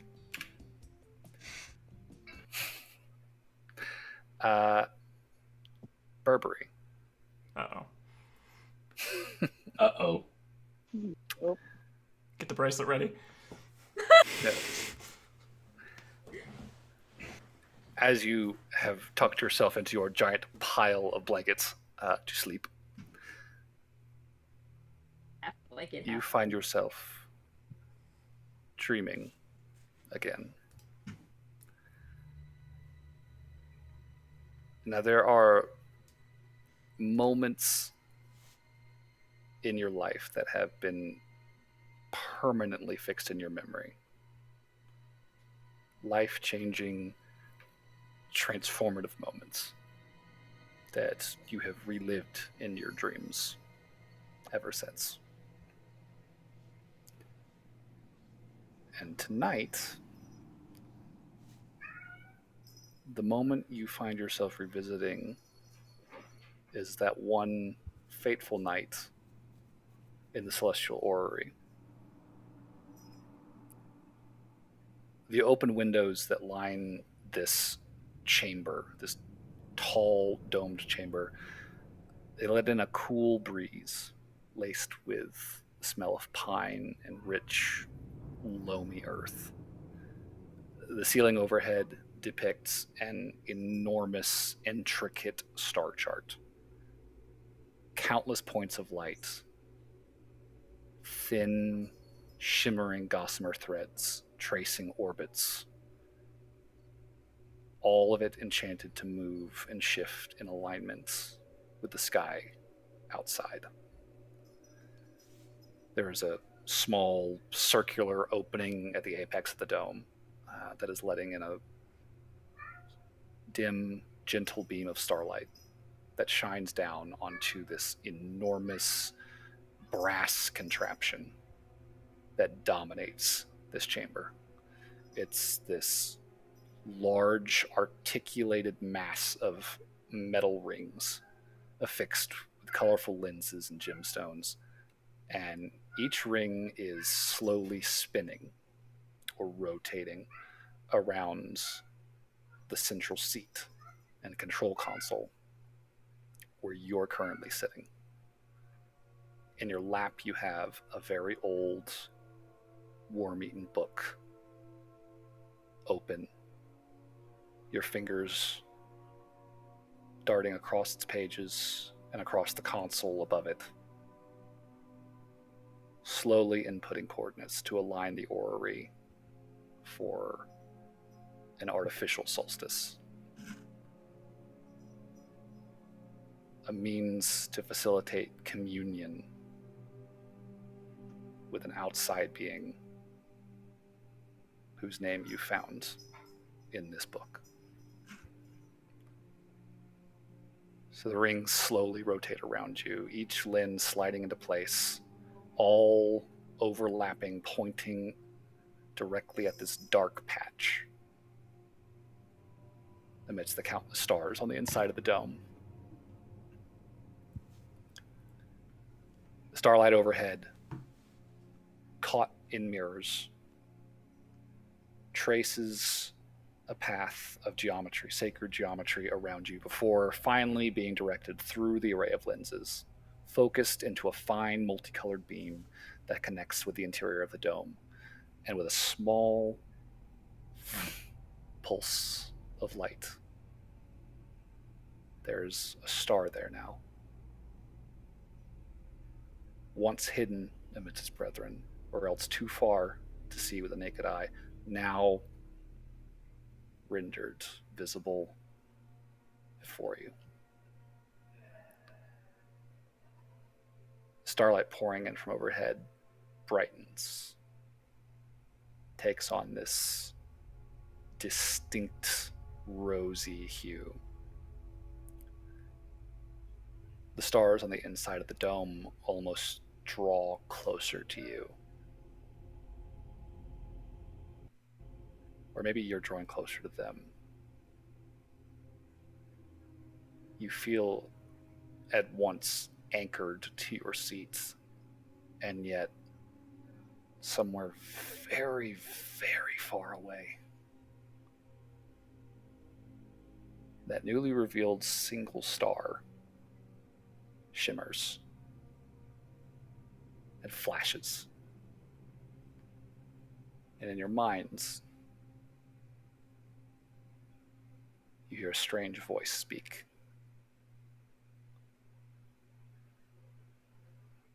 What's up? It's been a while. And your blood runs cold. Because this is definitely not how you remember this conversation starting.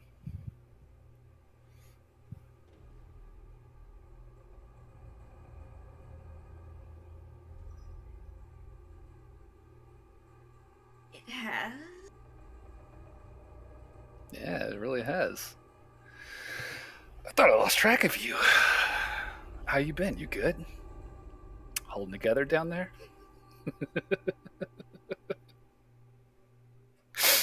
I'm sorry, I couldn't help myself. Doesn't say anything.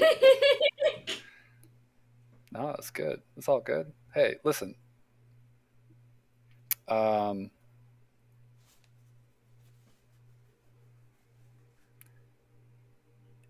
You've been kind of busy, haven't you? Like way busier than I remember you being last time I saw you. Like you're getting up to some like kind of crazy shit. I gotta ask, like, what changed? Because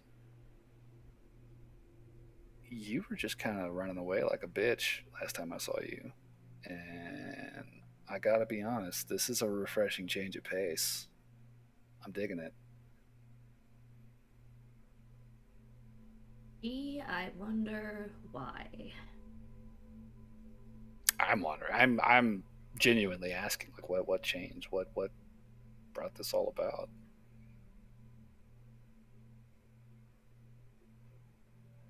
Is those new guys?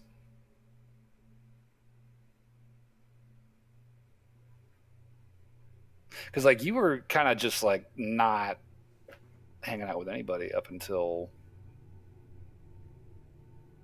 like now, basically. But now you're like fucking killing dudes in the street and like jumping ships and disappearing. I'm curious how you did that, by the way. That was kind of a cool trick. Were you trying to hide from me, or did you just literally just disappear? Because that was weird. I could not I'm find not you for. 100% sure on that answer myself. Oh, but you know something about that. That's cool. I can figure it out. I'm a smart guy. Well, that much is certain. See, I feel like you were trying to go for a dig there, and I was not. That would be a very poor decision on my part. Now, wouldn't okay, it? no. See, this is starting to feel like sass. That felt like sass, which commendable. I mean, hey, great change of pace from where you were, last year. Shit, like a totally different person now. It's crazy to see.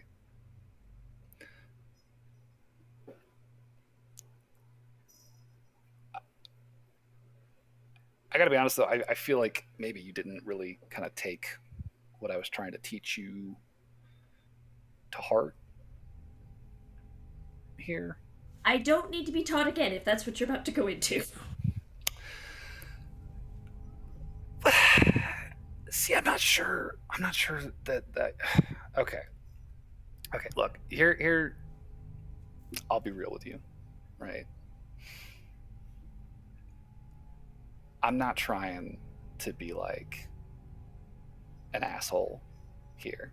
I'm really not. Like, I'm trying to show you how things work out here. And lesson number one is you can't trust anybody but yourself. All right? And hey, you've done some crazy shit with this group. But like real talk, like do they know about this? Do they know about us? That's such a dumb thing to ask. Just glaring at this stupid skyline.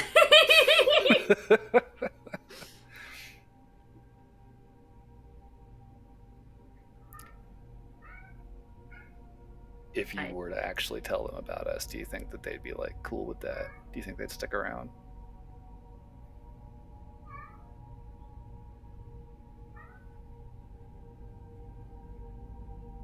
I don't know.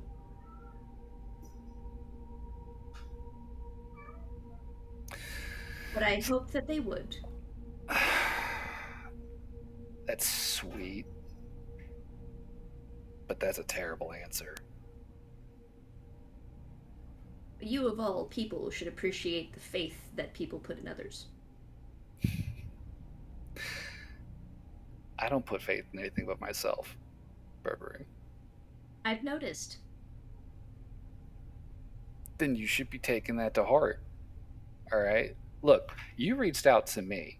I'm trying to spread my message here. All right? You're a priest, you got to know what your God's putting down, right? And like, if you're going to be proselytizing for me, I feel like you kind of need to know what I'm about here. See, this But is the part where I would happily answer, but it seems like a bad idea. So I won't.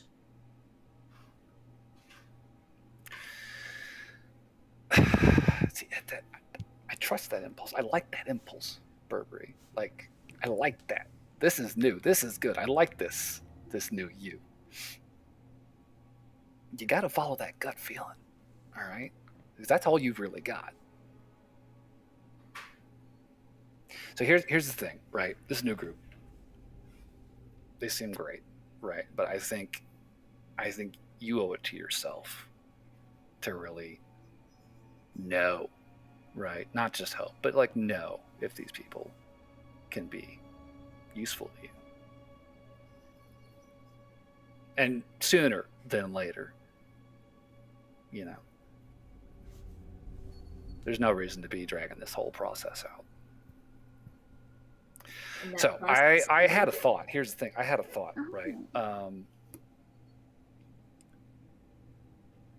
There's this dark spot nearby that I'm actually kind of having a hard time making sense of.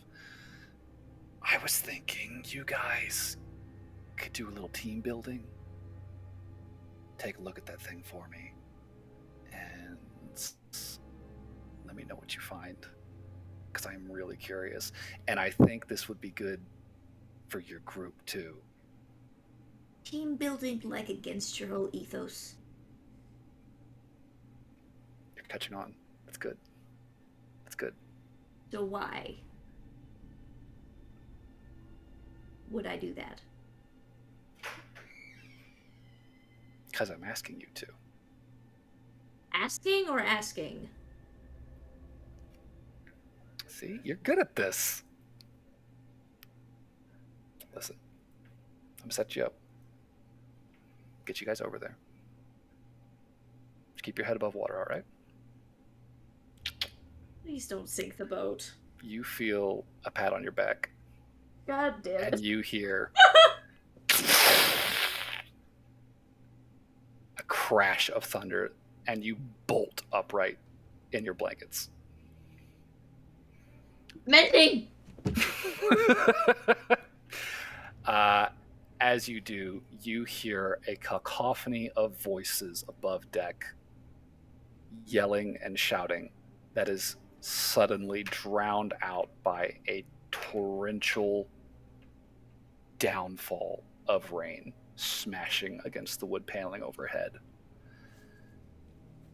And we will pick up there next time as a storm begins to brew. Thanks, I hate him. I'm sure nothing wrong will go. I don't have any spells to stop storms, guys. It'll be fine. So, You couple know, you orders of always have me business. there, but I hate him. Couple orders of business, MVP and then support points. It was mostly RP. I feel obliged to vote for Lauren. She was my party planner.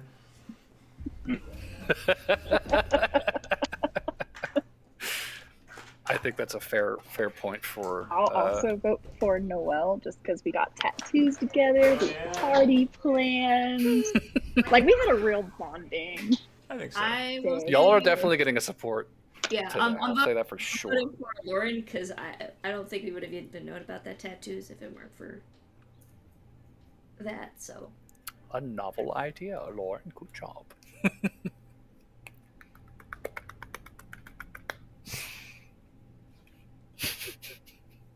Very patronizing applause.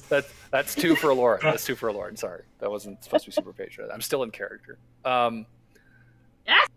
So two for Lauren. Any dissent? Any naysayers? Going once? Going twice? All right, I'm giving this to Lauren. Lauren gets MVP. Enjoy your inspiration. Does anybody need inspiration? I do. Take it for day. You're gonna need it. I have inspiration. So, Berber, you take it because What are you implying, DM? a god is attacking you. So What's worse is that I haven't had time to prepare. So who knows what's coming out of those blankets?